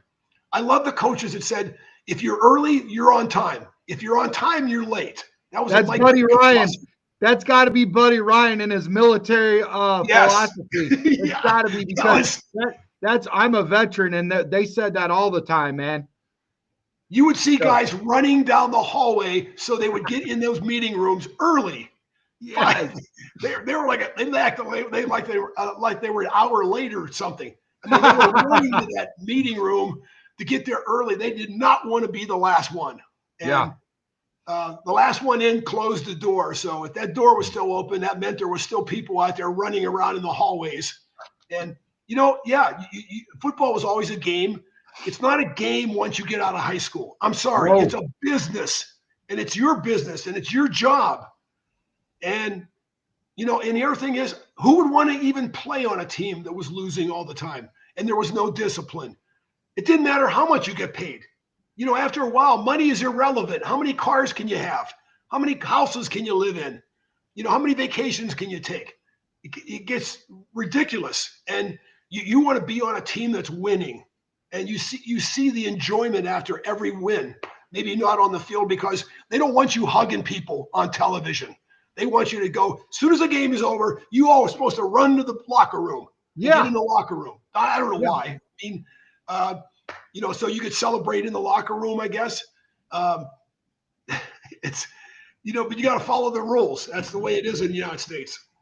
Yeah, and we're not watching The View, or we're not watching Beaches, the movie with Bette Midler. We're watching gridiron grade football, baby. This ain't about hug and grab the Kleenex box and cry. This is about making people cry and freaking pound them into submission. Tell them about you guys used to have this. You guys used to have these little kind of like competitions inside your structure, inside of positions where you and Gary would be like, hey, let's see who could have the most stats or this or that, or let's see who can get to the third string quarterback the fastest. Tell them about Honestly, all that stuff. Because I think that's really good. I think we need to bring that back. Like, you could be a motivational speaker for all these guys, man. This is great.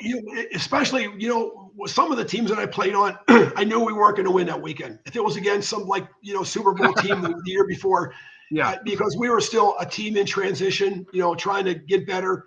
But you know what? It helped tremendously. It took your mind off, can I get hurt?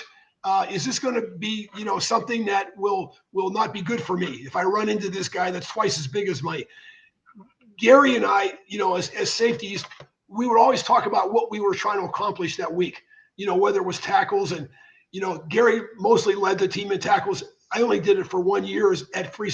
Think about leading the team in tackles at free safety. That means the other 10 guys in front of you didn't miss the tackle or didn't want to be didn't want to tackle somebody. That meant that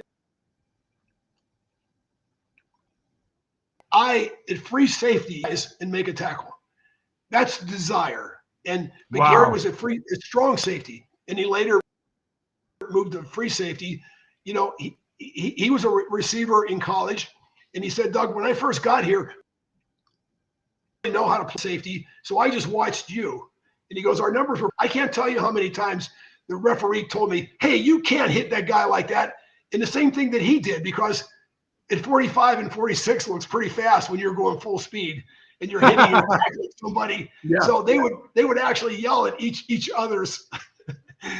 I go, no, I'm not. That's not me. That's him. He's the guy that did that. But and then it gets to be a fun game. It's a game within a game. We're going to try to beat this team, but can't we have other games within that? Make more tackles, get interceptions, help each other out, turn the play. So that means I'm sacrificing myself to take these blockers out so you can make the tackle. So it was things like that. I mean, when you turn everything into a game, everything is fun. Falling out of an airplane might be fun if you make games out of it. It's like, it's crazy to think about it. But, even though we were losing and stuff like that, you're not going to beat a team if you don't score any points. And unfortunately, too many times we either scored no points or we scored very few points. But here's one thing I love about what you're saying, Brandon. Yeah. You talked about running the football earlier in this conversation. Yeah. When you can run the football against a team, you totally dominate them. Now, if you're throwing it, that's another thing, okay? They got a great scheme. They got great pass routes. They got great receivers. The quarterback is quick at getting rid of the ball, and he's a very accurate passer. But when a team runs the ball on you, it's like they are defecating in your face. They're like going, we're going to keep running this ball every single time, and we're going to run it over top of you. And they just get up, and they're smash mouth. And they actually – kind of smiled when they're picking up 5, 6, 7 yards a carry, and first down. Here's the other thing: if they get a lead of like 7 or 14 points, the game is over because now they completely dominate the clock. Yeah. They run the clock out, because they could run the ball for 90 yards down the field, and it's going to totally eat up the rest of the time. Yeah. And that's how we lost many times. Yeah. So I would say with defense, it starts with stopping the run. You can't stop the run. Nothing else matters. Your offense is not going to be on the field because you're just going to watch their offense run the ball all the way down there. And especially, you talked about I think it was not the hammer and the nail, but the hammer and something else.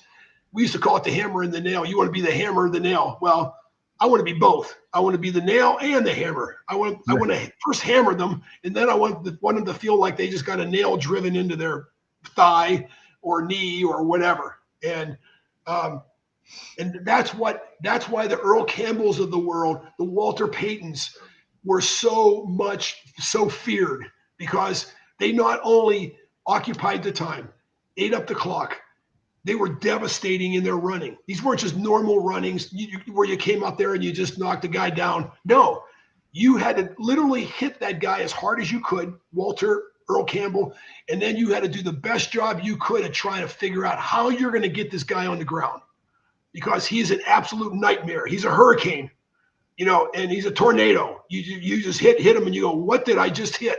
It felt like a car, like an automobile. And that was scary. That was devastating. I remember watching Earl Campbell just knock people out. Buddy Ryan one time, he knocked a safety out from Denver Broncos, and we were getting ready to play them the next week. And Buddy turned the projector off and he said, turn the lights on. And he said, I want to know right now if any of you guys don't want to play this weekend. And he looked around the room because Earl had just knocked somebody else out, because it was him.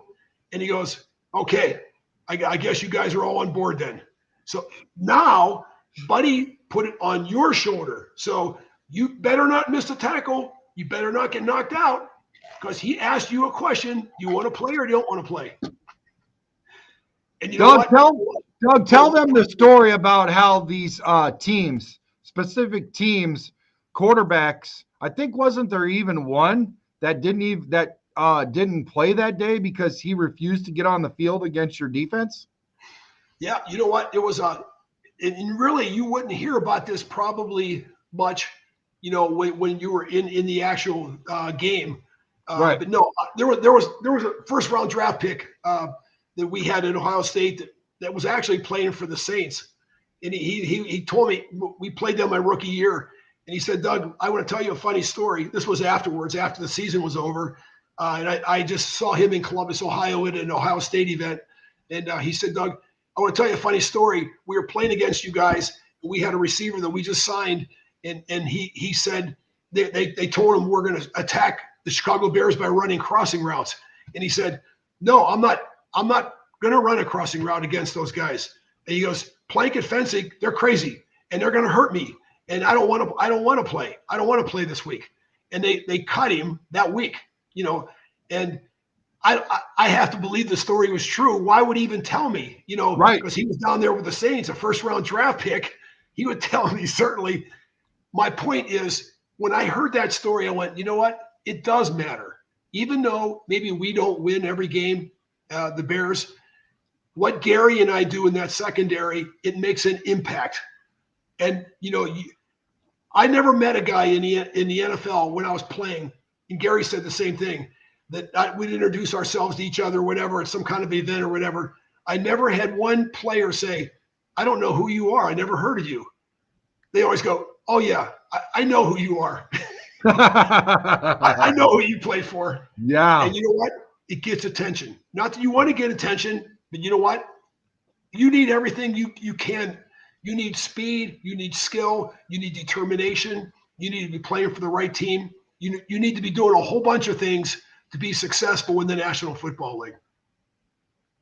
No, I believe that. And you need to be successful with that anywhere. The determination and to be on That's point, right. to be on time, to be early is to be on time, and to be on time is to be late. You need to show up and show out and do what you can and just basically be the change that you want to see in your company. And, I'm going to look forward to working with you. I can't wait to see you as a motivational speaker. Since I've partnered up and created this relationship with you, you've already spoke some stuff into my life that's helped revitalize some stuff and focus. And I hope everyone's getting something out of this outside of football, because this stuff is actually a transferable skill you can take and apply to anything in life, man. So like I said, be the fountain this year. Don't be the drain. Yeah, it's true. Chris says a literal C, changing the organization in terms of philosophy and action. That's what we're seeing right before our very eyes.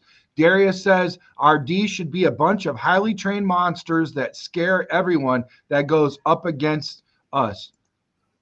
Plank is encouraging people to say something to Doug Plank on X app, Twitter. He said no relationship to Doug Plank. He wishes. Scottish Bear says, my chips are all in on Doug, dude. They're all in on you, brother. Darius says, thanks, Doug. True legend and inspiration. Grateful for such a great personification of what a Chicago Bear means. Phil says, oh my good old Beetle cars. They built them bass backwards. LOL. James says, LOL. Darius says, bring Plank on Ben's new staff. Come on. I agree, man. Everybody needs some Plank in their life, man. Plank says, Phil, they'd be taking a beating. Chris Brandon, says, let me just say something though. In the history shows us that with the exception of Mike Ditka, going back to bringing people that have already been there in the organization doesn't seem to be a philosophy. And it doesn't matter what kind of message you have or who you're talking to or anything like that. It really, there's no connectivity. And, with having been at as many places as I've been coaching, it's not like I'm going to be drinking the Kool-Aid. Drinking the Kool-Aid means you don't care about what other people say to you. You're never going to change your mind. No, I will change my mind accordingly. If it's successful, just like look at Dan Campbell, what he did in Detroit. Now, I know they didn't progress as far as they'd like to this year, but you can't tell me watching that team that you don't like it now. I mean, I enjoy it. I never enjoyed watching the Lions. I did this year, and last year, because they almost pulled it off last year. They're an attack philosophy mindset all the time, and they're out with movement. It's not just a one concept offense. There are multiple offenses, which we're going to get a chance to see with the Bears, multiple directions, and trying to. And here's the other thing, Buddy used to always on offensive line, there's the best player, there's the worst player. We call the worst player Susie. We're looking for Susie, okay? We're watching some film.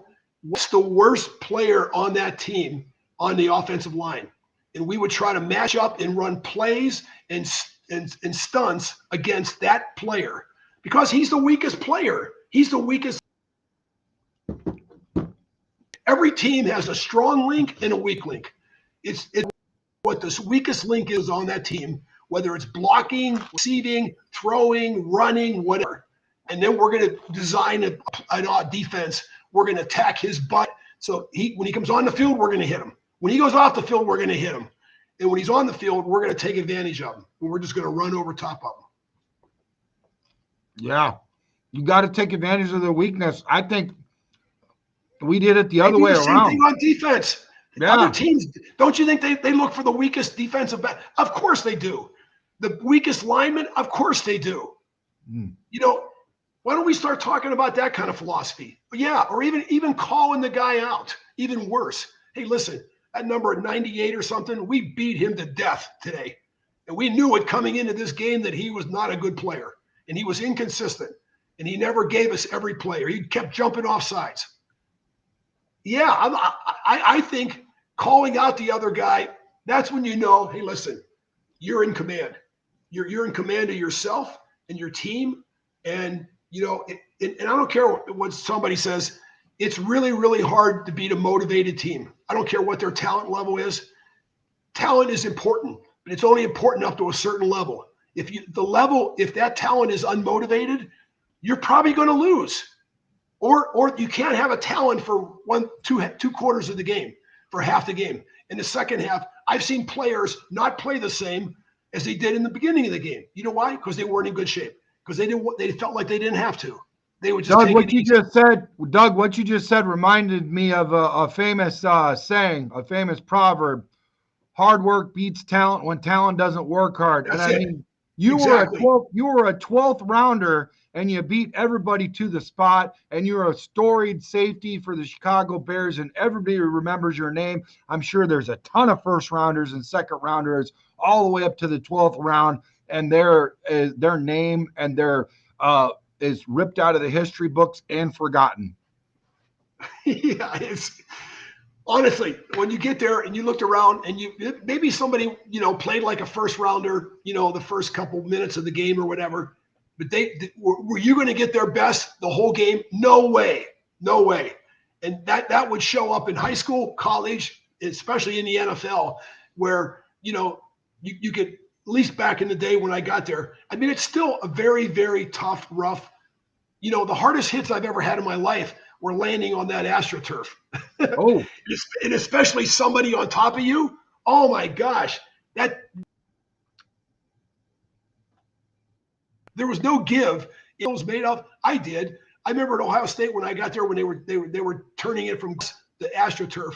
Well, the first thing they do is asphalt the whole field. Hey, listen. Oh my God. When I first saw that, I go, oh my gosh, I know they were tough out here, but I didn't realize they were that tough. The whole field looks like a parking lot. Oh, yeah, and then they put a little phony padding underneath it, and then the turf.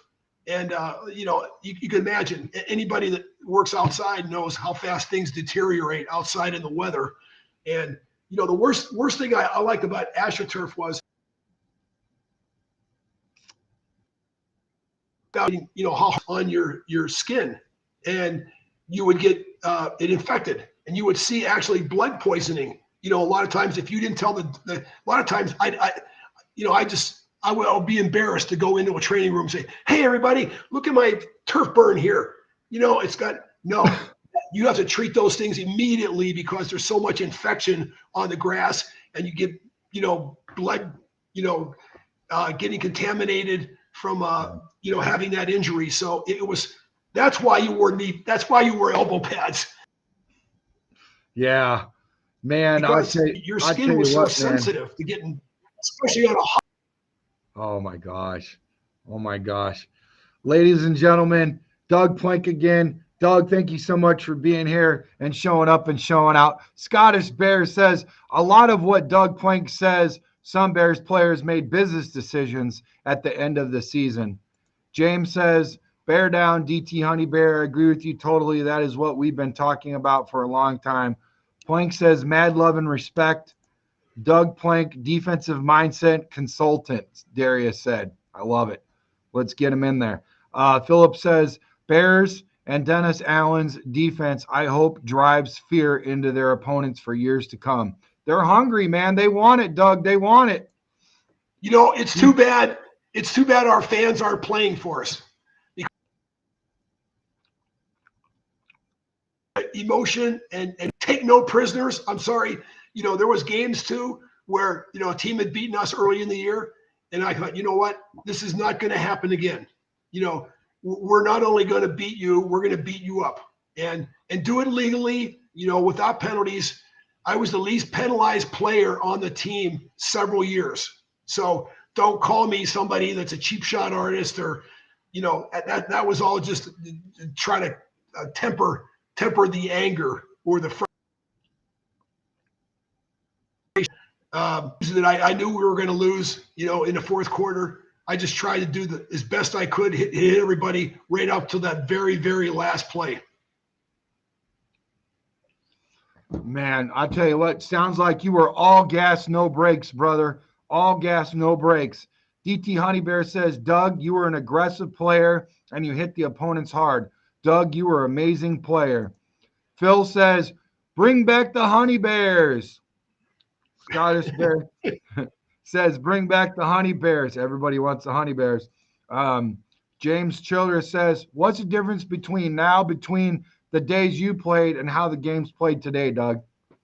I would say contact with each other, and when I first got there, you were actually allowed to use your helmet for everything. It makes sense. You're running towards something. Your head is the first thing, that's going to hit somebody. And so, getting to the point where you're going to turn your head like this to the left or to the right, what do you want to do? Break your neck? When you're running full speed at something too, and there's a hole that's maybe 2.5, 3 feet wide on the line of scrimmage, and the running back is coming through that hole, and you are coming full speed, from your defensive back position. What are you going to do? Are you going to hit an Earl Campbell in his 32-inch thighs with his metal knee pads or thigh pads? No, you're going to get knocked out like Steve Foley did from the Denver Broncos. So you have to find other spots, which I did, that were just as vulnerable and, very sensitive. And I knocked him down. But I wasn't going to go into a running his Earl Campbell's knees. And there was a lot of good running backs out there. It wasn't just Earl Campbell. There was John Brockington, who came from Ohio State, another just crushing fullback. A lot of those smash mouth fullbacks were on every team. Every team had one. We had Walter Payton. First time I tried tackling Walter Payton, he almost knocked my helmet off, knocked it sideways. I'm looking at the ear hole, and I go, what was that? And I didn't tackle him. He elbowed me real power, forearm, and he's off running. And, it's funny because he quickly established himself as a name. Plus, on the early stages on my rookie year, a lot of times I would room with Walter because they put everybody by alphabetical order. So it was Peyton and Plank. And, I just learned a lot from just watching him play his nonstop go from whistle to whistle. And, he did it all. He ran, he punted, he kicked off, he could catch, throw passes. He just did it all. So it was fun. And just listening to him, he was a very humble man. And I really, really appreciated, the opportunity to spend some time with him. Oh, I bet, man. Somebody actually had a question. I'm going to circle back to what you just said because this is going to it'll tie in perfectly. Scottish Bear says, Doug Plank is a legend in Scotland. She Plank says, super excited to watch the 2025 season in our house. Cannot wait to see what the new staff is going to bring. Scottish Bear says, outside of Walter in training, who was your toughest opponent, Doug?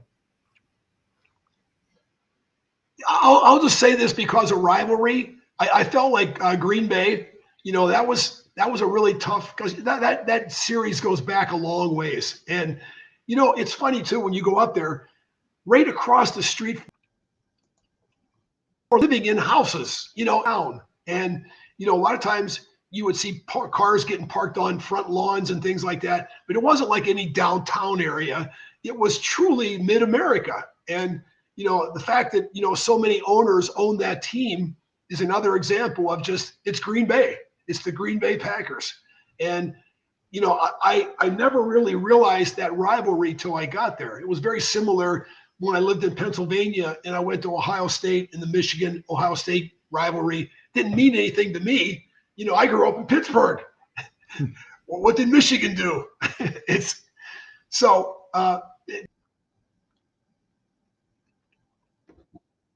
a rivalry game. Not necessarily the most talented competitor, but the stadium up there at Green Bay, it definitely has a unique aura to it, and you just don't want to lose against the Packers. There were a couple times we did lose against them, but there was a couple of them. Especially towards the end of my career, when the 46 defense came in, and we just had more things that they couldn't handle. I wouldn't want to be an offensive coordinator and try and diagnose the 46 defense because every week it changed. It was different every week with different formations and but for sure you were going to get play. There was going to be guys coming across that line of scrimmage, hell-bent, determined that they were going to hit the quarterback. Wow, that's crazy.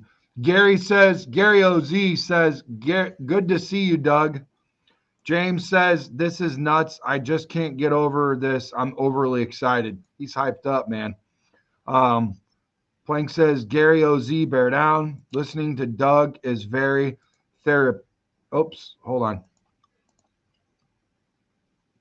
Listening to Doug is very therapeutic. There you go. You know what? Like I said, it got me. And I know even my wife. She's a huge fan of the Bears. Obviously, my point is, it was so hard for me just to watch them lose. And and see that, there wasn't going to be any improvement during the game. It wasn't like some fluky touchdown pass or run that the other team had. They were getting beat, and it was not going to get better. It was not going to get better. And I don't know.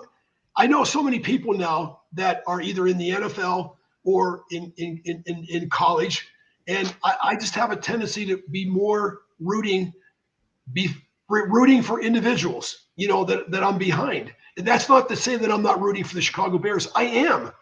But until they get their house in order and start turning this Titanic or ship around, whatever you want to call it, it's just too hard for me to watch, the loss. And it's frustrating. And especially this past season where there were some of these last-minute touchdowns or long passes. Yeah. And you could see on the field that these players were undisciplined. They were nowhere in their position. They were not looking at the line of getting height or even themselves. And it was so frustrating. It was so frustrating. As a coach, I can only imagine what I would have done walking into that locker room after that game. It would have been tough. It would. I wouldn't be hugging guys, I'll tell you that. Really? Yeah, it would be a different kind of hug, wouldn't it? Yeah. I wouldn't let go. I'd be squeezing. Yeah. Hey, he's turning purple, Doug. He's turning purple. I don't think this is a hug anymore, folks. Over 90 in the building, guys. Thank you guys so much. Make sure you share this video with everybody. Scottish Bear says, with Eberflus, the bend don't break eventually breaks. Do you agree with that statement, Doug? You know what? I just think, sometimes you have to use whatever happens to you in life as a motivational experience. And you win sometimes, maybe happiness because you might have lost one of your players in a win. But when you lose, everybody in that, whether you're on offense or defense or, I never could stand the teams that either scored a lot of points or scored no points. And, it was either the defense's fault or the offense's fault. No, it's nobody's fault. It's the team's fault. And you're part of this team. And like I said, you start whether the team that not you that you played on, but the team right now, like for example, I know I have some Kansas City Chiefs friends that are here living in Phoenix, and they were on that team when they were not winning. And Kansas City after that initial winning streak in the 60s, it was like out in the desert. There was nobody around to cheer or no wins or whatever the case might be. Now all of a sudden everybody's out of the network from coast to coast. Oh, I'm a Chiefs fan. Yeah. Well, the Bears are the same way. If you're not winning, it's hard. It's very hard. And as I told, I'm not proud of the fact that when they go down by 21 points, I'm sorry, I can't stand and watch because I know that last year they didn't have the capacity to come back from a 21-point loss in the second half. And why would I sit there and watch that? Because I watched it the week before, and it's just something I'm not going to do. And it's too bad because I know a lot of season ticket holders in Chicago too. Over the last 5 years, probably sold their tickets. They sold their tickets. I can't tell you how many fans that I heard from saying, I'm so glad that was the best decision I ever made was to sell my tickets 5 years ago or 4 years, whatever it was. And, that's not what you want to hear. You want to hear, hey, listen, we're on the cusp of something great. And we just need one or two more pieces to make it work. Yeah. And that's the case. I'm with you in that. I mean, and here's the deal. Like back when you guys played, the deal is that when you get past that first guy, there's another guy that not necessarily could take your place, but he wasn't just going to lay down. And that's where it is right now. Some guys, like somebody said earlier in the show, they made business decisions because they're like, that's a wrap. The season's a wrap. This is all a bunch of crap. We're not going anywhere. They're like, I'm not going to hurt myself because of this. And guess what? They're going to keep starting the starter. They're not going to play the guy behind because they're too scared, because there's so much of a gap in between the talent. We've got to shore up the first string, the second string, and the third string. We've got to make the whole entire team rock and do well and execute at a great level in order to have a healthy – walk us what it's like. Walk us through what it's like to have healthy competition in the locker room and on the playing field.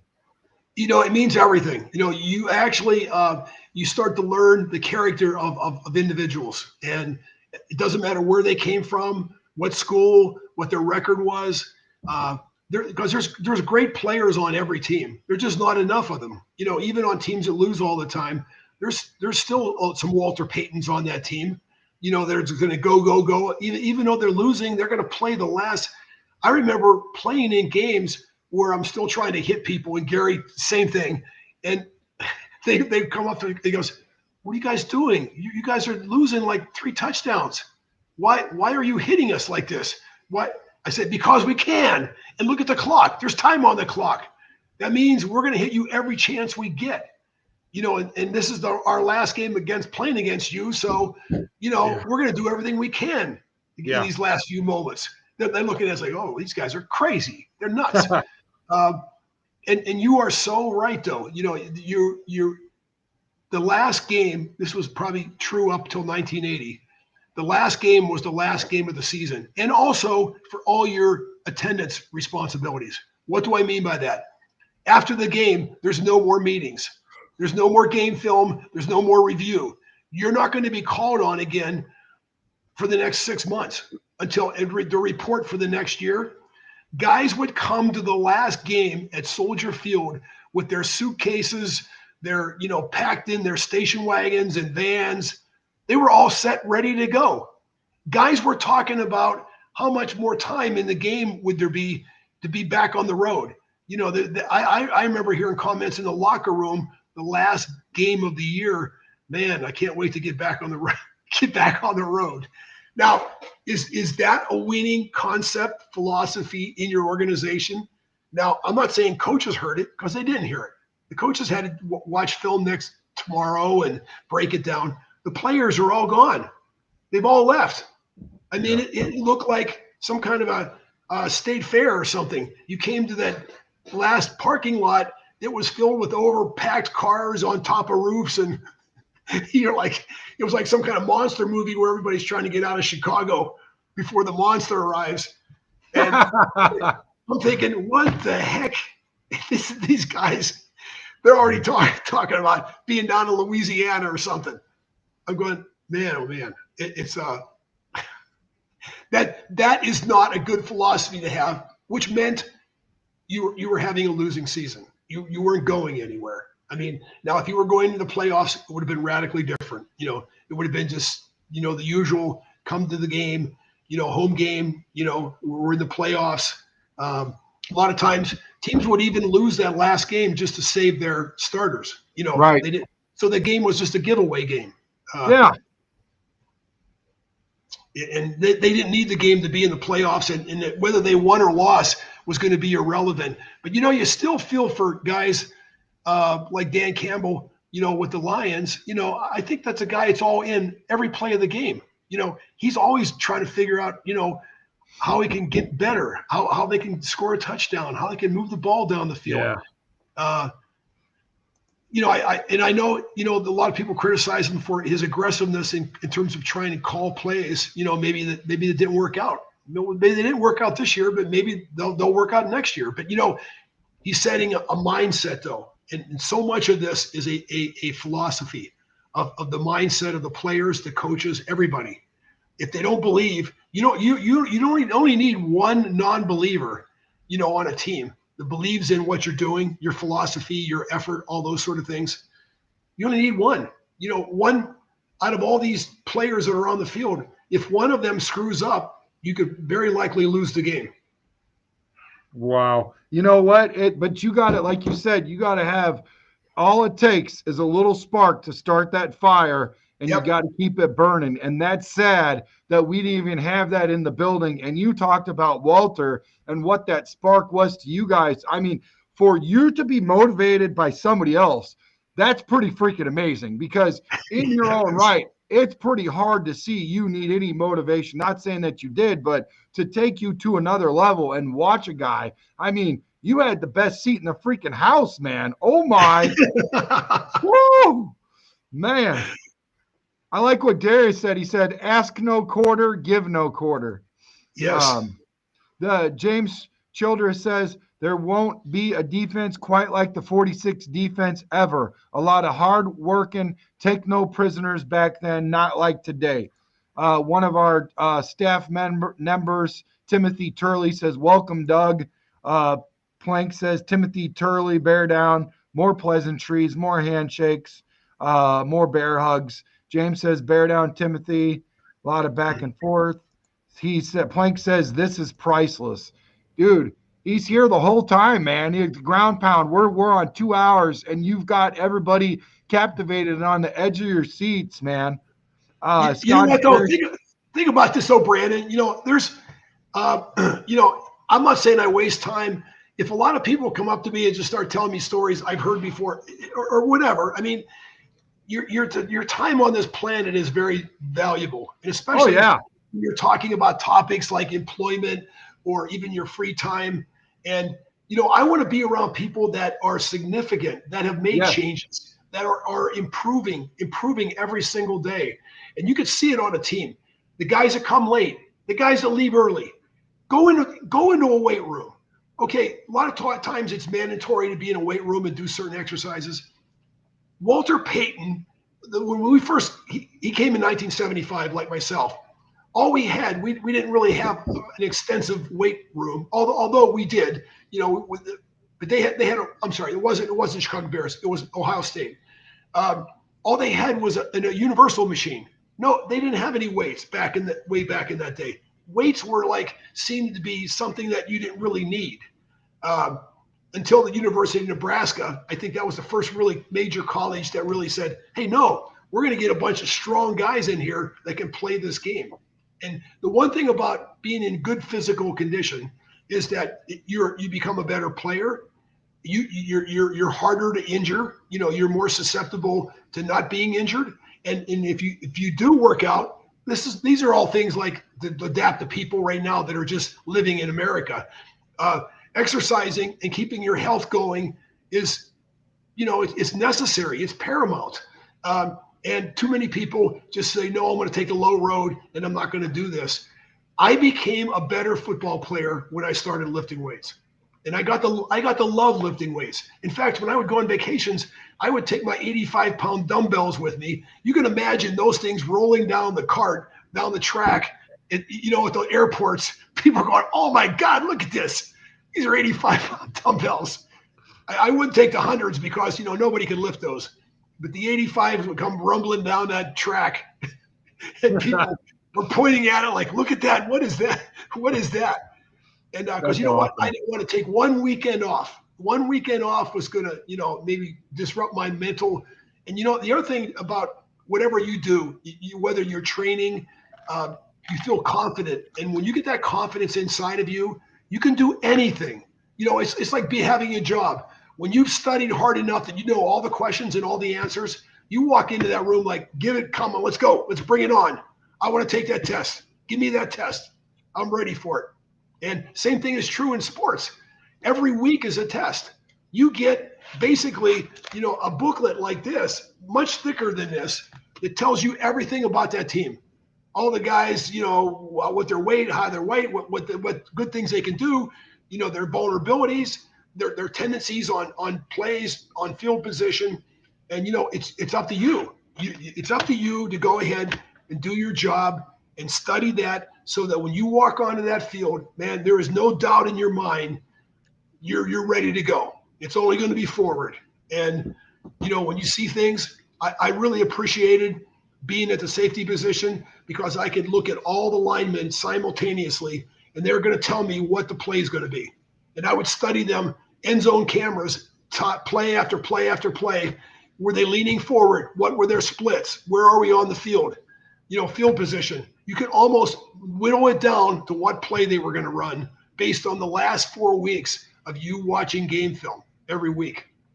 And I'll tell you what, it was a matter of and the whole 46 defense was designed around that also, we almost knew what they were going to call. And after I left, Mike Singletary came in and I never really said a lot to the other team, but Mike would call them out. He goes, this guard right here, he's going to pull to the right-hand side. They're going to be running a sweep.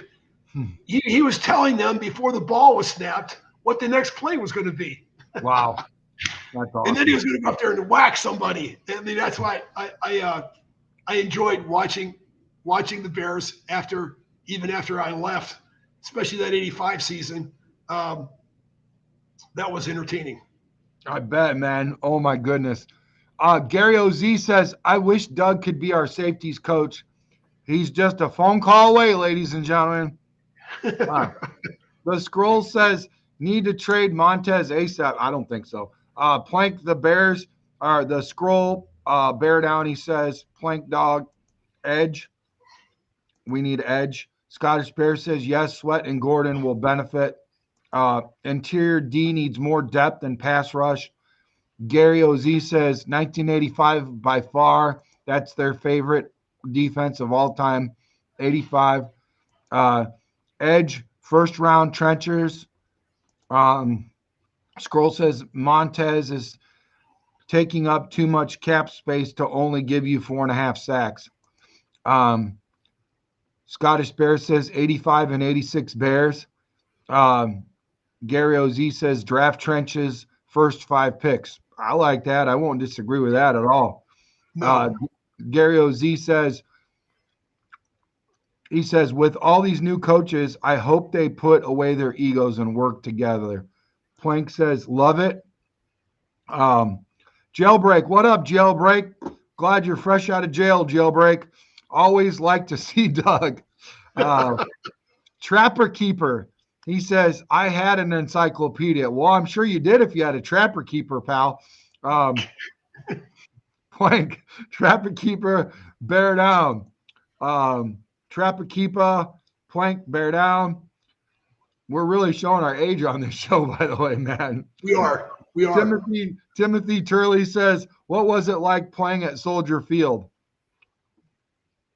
You know what? It was funny because that is the first time in many years that I ever heard, and I respect the fans for this. They booed when we did something not good.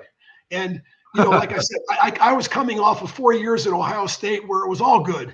We went to 3 Rose Bowls in a row. I mean, at that time, freshmen couldn't play. So I only played my sophomore, junior, and senior year. And we went to the Rose Bowl. My point is, does it matter where you go? Yeah, it does. But, more importantly than that, it's where your direction is, and your direction is from your head coach and talent. Let's face it. You have to have good coaching and good talent to be an NFL winning team. And it wasn't really until the Kansas City Chiefs got Andy Reid from Philadelphia, what changed that organization around drastically, quickly. It was a person, it was an individual, and he brought a philosophy with him.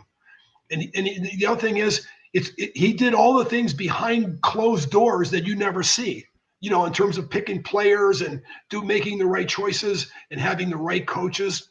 You got to remember, the NFL, it's a mobile environment. Those players and coaches, especially now, are all going different places. After the 85 Bears, after decimated by most of the players that were on offense and defense, started going other teams. So it was never the 85 team Bears after that. It was a whole different. You look at like college football right now. You're not really rooting. You're rooting for the organization, not players, because your players are different every year now. I mean, the rosters, they were like those guys that were playing in the national championship. They were going places the next day, talking about where they wanted to go, and it's almost like the NFL without any rules. You can go anywhere you want. and, play on any team you want. So, it's so hard to try to make intelligent decisions or evaluations about your team because things have changed so much now. Each team is going to be different players, just like the Bears did the last couple of years. It's been a changeover in players. Yeah. And retaining them on your team. Wow. Zach said something pretty cool I was unaware of. He says George Staley Hallis was born February 2nd, 1895. Happy birthday, Papa Bear. Jailbreak says GHS, happy birthday. Phil wants to know, Doug, how was your personal experience working with Buddy Ryan and executing the 46 defense? You know what? Buddy Ryan came into town, and like I said, either Gary led the team more years than I did in tackles. Do you want your safeties to be leading the team in tackles? That means that they probably have at least a 5-yard gain and maybe even more. And so the key is that, switch that from safeties up to linebackers and, linemen and that sort of thing. So when Buddy Ryan first came in, he watched like a couple of days of film and he goes, Doug Plank, you're not a safety. He goes, you're a linebacker. He goes, I don't care what you call it. I go, well, yes, buddy. I said, but I had no choice. When they come through the line and nobody tackles them, what am I supposed to do? Just let them keep going? Here was the problem with Buddy Ryan. He was in Minnesota and they had a very good defense. They were always winning the Central Division with that fearsome foursome up front and all that sort of thing, all those Hall of Fame, Alan Page and all the other, who eventually came to Chicago. Paul Krause was their free safety. Now, no disrespect for Paul. Paul was like 6'2", and Paul, he would usually lead the league in interceptions because all he did was stay back there. He wasn't near the line of scrimmage at all. He never made a tackle for a 2-yard gain by the other team. No, it would be a 20-yard gain because Paul was already down the field 20 yards. And so that's the safety that Buddy Ryan had. Now all of a sudden he comes to here at 10 yards, my heels are on 10 yards. He's doing the line of scrimmage. So as soon as I see those guys guard tackle come across the line of scrimmage, I'm flying up there like a linebacker as fast as I can, trying to get a stop. If they don't come across the line of scrimmage, it means it's going to be a pass or some derivative of that. Maybe some outside pass or whatever. So the bottom line is, the 46 defense, that's something that Buddy put in. One day I had it all drawn up on the board, and we walked into the defensive meeting room, and we're looking at this formation. Now, Buddy wasn't calling you names. He called you numbers. You were literally a number to him for the first couple of years. To be called a name was something special. Usually he had nicknames, and they weren't very complimentary. And he would call you that like every day. He attached that number to you. I don't even want to get into some of the names. Yeah, I was just 46. And I mean, we would absolutely laugh at some of the names he came up with, but he would put them on the board, all these numbers, and he had me right at the linebacker position. And Gary came over, and Gary now is playing free safety, and said, and it went through every single odd job description on that board, and someone asked him, hey, buddy, what are you going to call this? And he goes, he used to call me Blondie because I had blonde hair. He goes, we're going to move Blondie up from the safety position. We're going to make him the middle linebacker. And he circled it 3 times. He goes, we're going to call this the 46 defense. Now, nobody in the room was going, oh my gosh, 46 defense, 46 defense. Buddy was known for doing this all through his career. You would show up got this new defense for the right side of the line or the right, for stopping the short. So this was just another defense that we were seeing. It wasn't like, dun, dun, dun, dun, dun. I got a band out front there to play some trumpets. Like that at all. Might be around for a couple.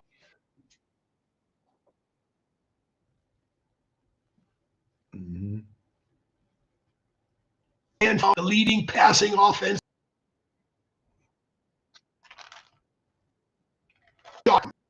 Film of us all last week playing our regular. Now all of a sudden, here we go with the 46 defense. We got 5 or 6 guys on the line of scrimmage. We got the safeties playing linebackers now. The weak side linebacker initially on the defense was Jeff Fisher, who's now coaching in the National Football League, USC. So Dan Faust is going, man, we're going to tear this thing up. We got all these Hall of Famers here, the tight ends, the receivers, running backs. Nope, didn't happen, man. We just choked them down. And that was interesting. I mean, because that was a big shock. Yeah, I bet, man. And I'll tell you what, the best in the league that with yardage, it was the beginning of the 46 defense. That's awesome, man. Jailbreak wants to know, do you still talk to Gary? I can answer that question. Absolutely, they do. I bet Alan would like these two. He said he bet Dennis Allen would like you guys too. You know what? Really, you could tell in 3 minutes this guy is intelligent. He's not just another one of these guys. Hi, how you doing? Oh yeah, okay. No, you can tell he thinks before he talks, and usually the things that he talks about are very special and succinct, and but he's got emotion also, and you can tell that when he talks, he cares. He's not just reading us out of a book. This is not just a reading class. Yeah. Where the words are just mundane. Yeah. He's speaking for huge difference. V-Dog's got a big question for you. He said, as far as terms of like the scheme, how much different is it that Dennis Allen's defense is than the prototypical Tampa 2 tree with Marinelli? You know what? I think Dennis Allen looks at your because you can only run what your personnel says you can run. There were certain things. Now, if we all had incredibly fast, athletic defenders, we would go man-to-man every play because we could cover all the receivers. We could get great pass rush. I think right now, because of the changes that the offenses are making, I always look at Kansas City as being the prototype offense right now. Nobody can stop them. You got a quarterback that can throw left. He can throw right. Yeah. They can run their plays. They're running motion in offense, run motion, because motion tells you you're going to know right away what the coverage is, and let's put it this way: if you run coverage or run motion, the strong side or the weak side of the formation, you don't want to chase him because now the offense can take advantage of the wide side of the field. Now, this is more true in college football than it is in pro football because the hashes are different. In college football, they're so wide that it's almost impossible to do anything on the short side of the field because you don't have any room. That's really playing with a 12th man. They used to call him Sammy Sideline.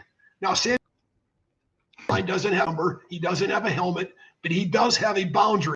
And then when you cross the boundary, you're out of bounds to tackle. So what I didn't understand a lot of times in looking at offensive schemes, why would on a 3rd and long would you have a running play? A plain Jane running play. Quarterback gets the ball, turns around, and it's 3rd and 8 or 3rd and 9. What is the likelihood of you gaining 8 or 9 yards? To me, it says we want to get off the field. We're tired. We've been out here long enough. 3rd and long, and we're running a running play, straight vanilla, no motion, nothing like that. That's what frustrates me. That's an offense that's given up. That they just want to. That's the kind of offenses teams run at the end of the games after they've gotten beaten, and they just want to run the clock out. And I think there's more things that you can do, especially when you're on the one hash. Like I said, why not utilize the open part of the field so where you can take advantage and spread the defense out. and hopefully create a situation where you can have an open man. And there's a lot of basics, and and with that, obviously, he knows a lot more things than I do. From an offensive and a defensive standpoint. But you know what else I like about the guy? I like his demeanor. He's not trying to be a mailman. He's not trying to get a hug from everybody. He doesn't. He doesn't have that package of we're all happy. I don't want to say a good coach is never really very happy. The moment you start smiling and act like, hey, everything's good, this is, wow, it's wonderful to be here. You know what? That projects an attitude to the team like, oh, everything's good. We're doing fine with what we're doing right now. Yeah. I think in the world of sports, you have to constantly be on edge with players. It's never as good as it should be. We can always get better. And I think that's the philosophy that has to happen. Even in winning, you can't just have a big party after you win. And, a lot of teams do that. They win a game, and then, like, for the next week, it's like party time. Come late, leave early, don't lift any weights, don't study, don't do anything. What do you think is going to happen the next week? You're going to lose.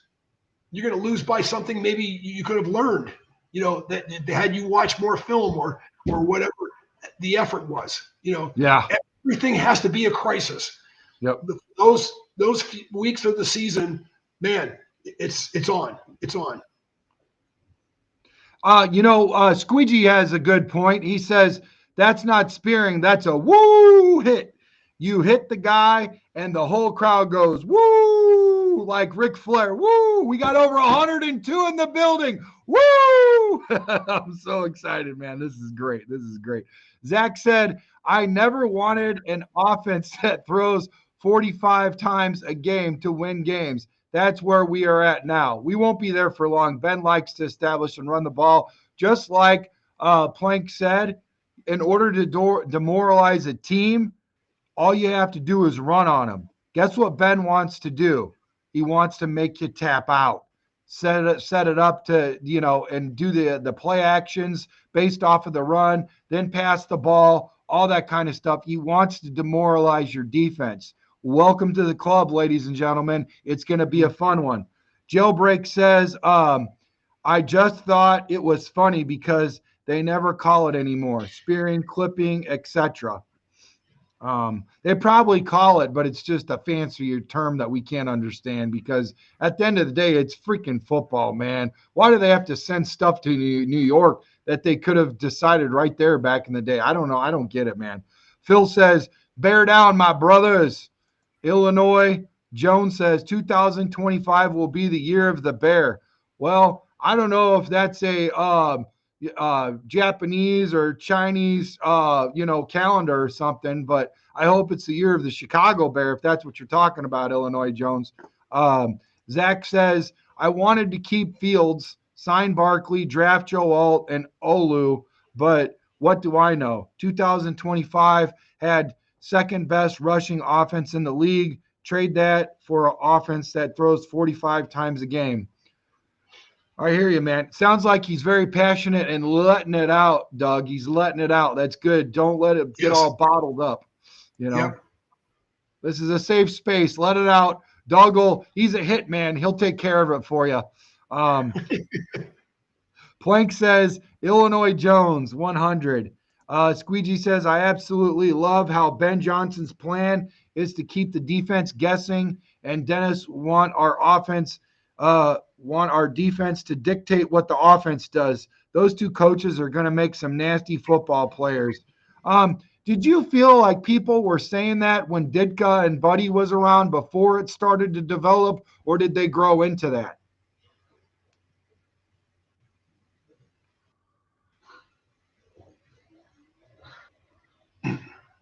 You know what? I'm sorry. Could you please repeat that last question? Yeah. Did you feel like when Buddy and when Buddy and Ditka was storied coaches and everybody was rah about them and they were doing great? Could you see that before it all became real popular and all of that, or did they grow into that? I think they eventually grew into it, and especially after their careers have been done, Mike will be the first to say, Coach Ditka, that he could not have achieved the success that he had without Buddy. And Buddy would say the same thing, about Mike. I think he learned a lot.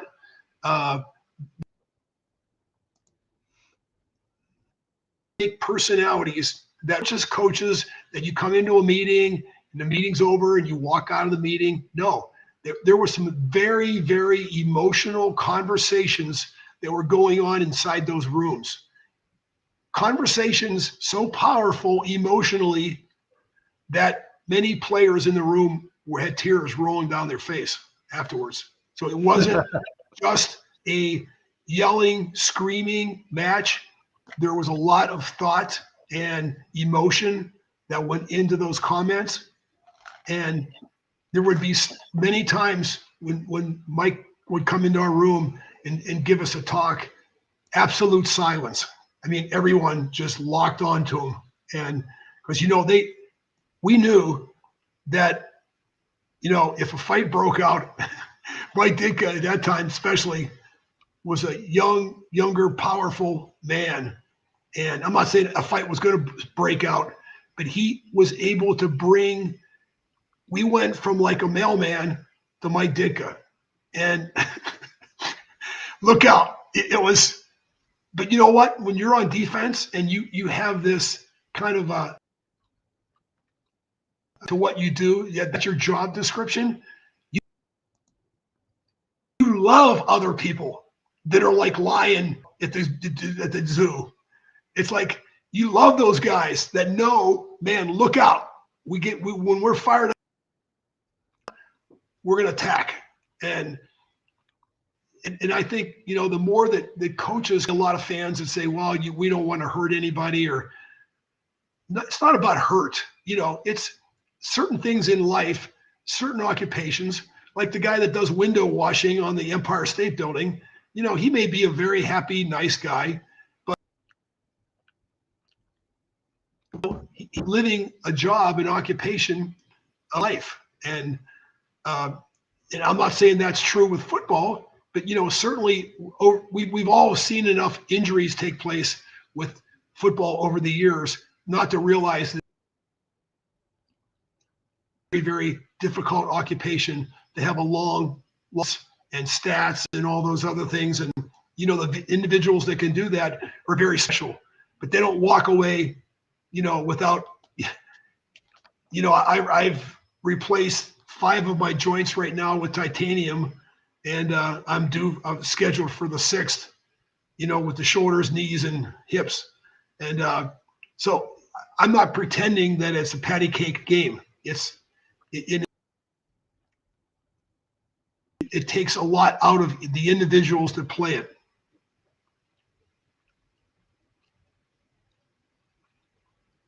So yeah, anyway, I agree. I just think that, but when you look at, Buddy Ryan history helps a lot. Brandon, Buddy was in the Army, and he was a sergeant, and he had been in some very difficult situations, life and death. Mike was a former player. Mike didn't need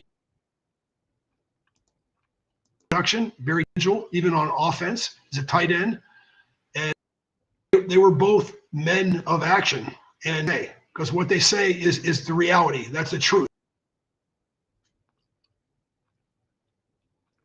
Yeah, I agree. And that year, we were able, I think all the fans and all the players that had ever been on that team really just enjoyed it from week to week, because it was so much fun to watch. Not only just the win of the game, but the things that were happening in that game. It's complete domination, destroying the quarterback. It's running the ball, occupying the clock of the time.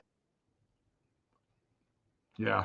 It's and the other thing, the thing that I really like, when I was in years watching the sidelines, you don't even need to know who's winning. Just look at the sidelines. Have a camera go down there and scan the sidelines. Right away who's winning. Those guys are having so much fun. They're laughing, high-fiving each other. The other guys, talks to anybody, they all sit on the bench. And that's a team that's losing. And, so that year was just so much fun watching of wins and hits and contact. And, I think country is one that was been built on activity and adventure and all that sort of thing. And I think the majority of the people in this country love to see aggressiveness and action. And it's almost like making a movie. I like action movies. Well, same thing is true for football. I like action games. I don't want to see a field goal game, 3-0 or something like that. We want to see the crashes on, kickoffs the way they used to be, or even, running Walter Payton. Oh my gosh, just, watching some of the runs that he had. There was one run against the Kansas City Chiefs at home where he broke like 5 tackles. Amazing. Just how can one guy do that? Well, we did. We did it. Dude, you guys were amazing. You guys were awesome. And I tell you what, it's going to be hard to beat or replicate that for sure. The Dirty Dog says, with not a lot of cheer about for those lean years, I remember my dad and I jumping out of our seats when Doug knocked the snot out of somebody. 46 was our favorite. Great memories. Make sure you hit that like and subscribe button, Dirty Dog. And please don't pee in our yard. Thank you, buddy. Illinois Jones says, Doug, you are amazing. I have tremendous respect and appreciation for you. More pleasantries, bear down, just a pass rush defense. James Jones 913, bear down. Congratulations on team rebuilding. That's coming from Washington Redskin fan right there. You see that? Wow. I like the moves you made. So make sure he came back too. He was here yesterday or the day before. As they say in AA, keep coming back. It works if you work it, and it sucks if you don't. So keep coming back, buddy. Get that chip. Ant-Man says, bear down, James Jones. AC Adams says, bear down. AC Adam AC, a lot of pleasantries, a lot of good stuff. V-Dog says, love Dennis Allen as our head coach. Illinois Jones says, Plank, how does effort and talent stack up against each other or compare in your experience? You know what? You can't have one without the other. I mean, all the talent in the world is really, I've been with so many talented players. You know what? I can't tell you who they were now. I don't remember them as having all this. It's only what you use. It's true even after football or before football. If you have this great intelligence and you're, getting up every day and, I don't know what it is you're doing, why not try to use your talent, and do it to the best of your ability. But you know what? Talent is like being in physical shape. You got to be willing to do things, the little things that make a difference, whether it's your mindset, whether it's your physical training, whether it's your preparation. Those that fail to prepare, they usually falter and they fail. And so lack of preparation, you're just preparing to fail, and you're not ready for what you're going to get. And, I used to, watch film before the opponent every week, and I would literally dream all week about me being in that game, making a tackle, getting an interception. I didn't get many interceptions. I had great hands. Here was my philosophy. I never want to go for an interception that I think if I don't get it, I could have gotten many of them, but if I didn't get it, it was going to go in the receiver's hands and he was going to go for a touchdown. My role in that defense was to be the last offender. I was the last guy that they went through before they got a touchdown. So there were times where that ball was coming and that receiver was coming, and if I couldn't tell whether I could get my hands on that ball first, I would just actually slow down a little bit and wait for the receiver, the football, and Doug Plank all to meet simultaneously at that spot. And I never had a situation where a receiver caught a ball and ran for a touchdown over top of me. That's awesome. Simultaneously. I always either got the interception, or hit the receiver, which I enjoy doing. And, that actually is a better memory. With them throwing footballs in your area, I always looked at that as that would, to me, that insinuated that they were disrespectful of me, that they could throw balls inside this area without pain and suffering. And I was going to try to deliver that to them. And that's why, most receivers didn't want to come in the middle against Gary and I, because they knew that they were going to get hit. And it was probably not going to be good. It's hard going to NFL events. This is years ago, and seeing players that I had hit during a game, and it might have been the last play of their career. It might have been a broken bone, ribs or whatever the case might be, and you never wanted to be part of that story, and so. But that was part of the job. I could have just maybe tried to trip him up or do something like that. But no, this is the Chicago Bears. This is Buddy Ryan or Jack Pardee. Jack Pardee was an offensive or a defensive linebacker in the NFL for a long time.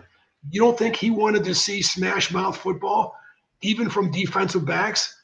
That's why when I knew he was our head coach at the time, I just felt like I had a great chance, because he appreciated hard hits, decisive tackles, and and that's something he did also as a player. And so when you put all that together, I do think playing for the Chicago Bears put me in a different mindset than if I would have played for somebody else. I think the whole Dick Butkus thing still resonated with me so much.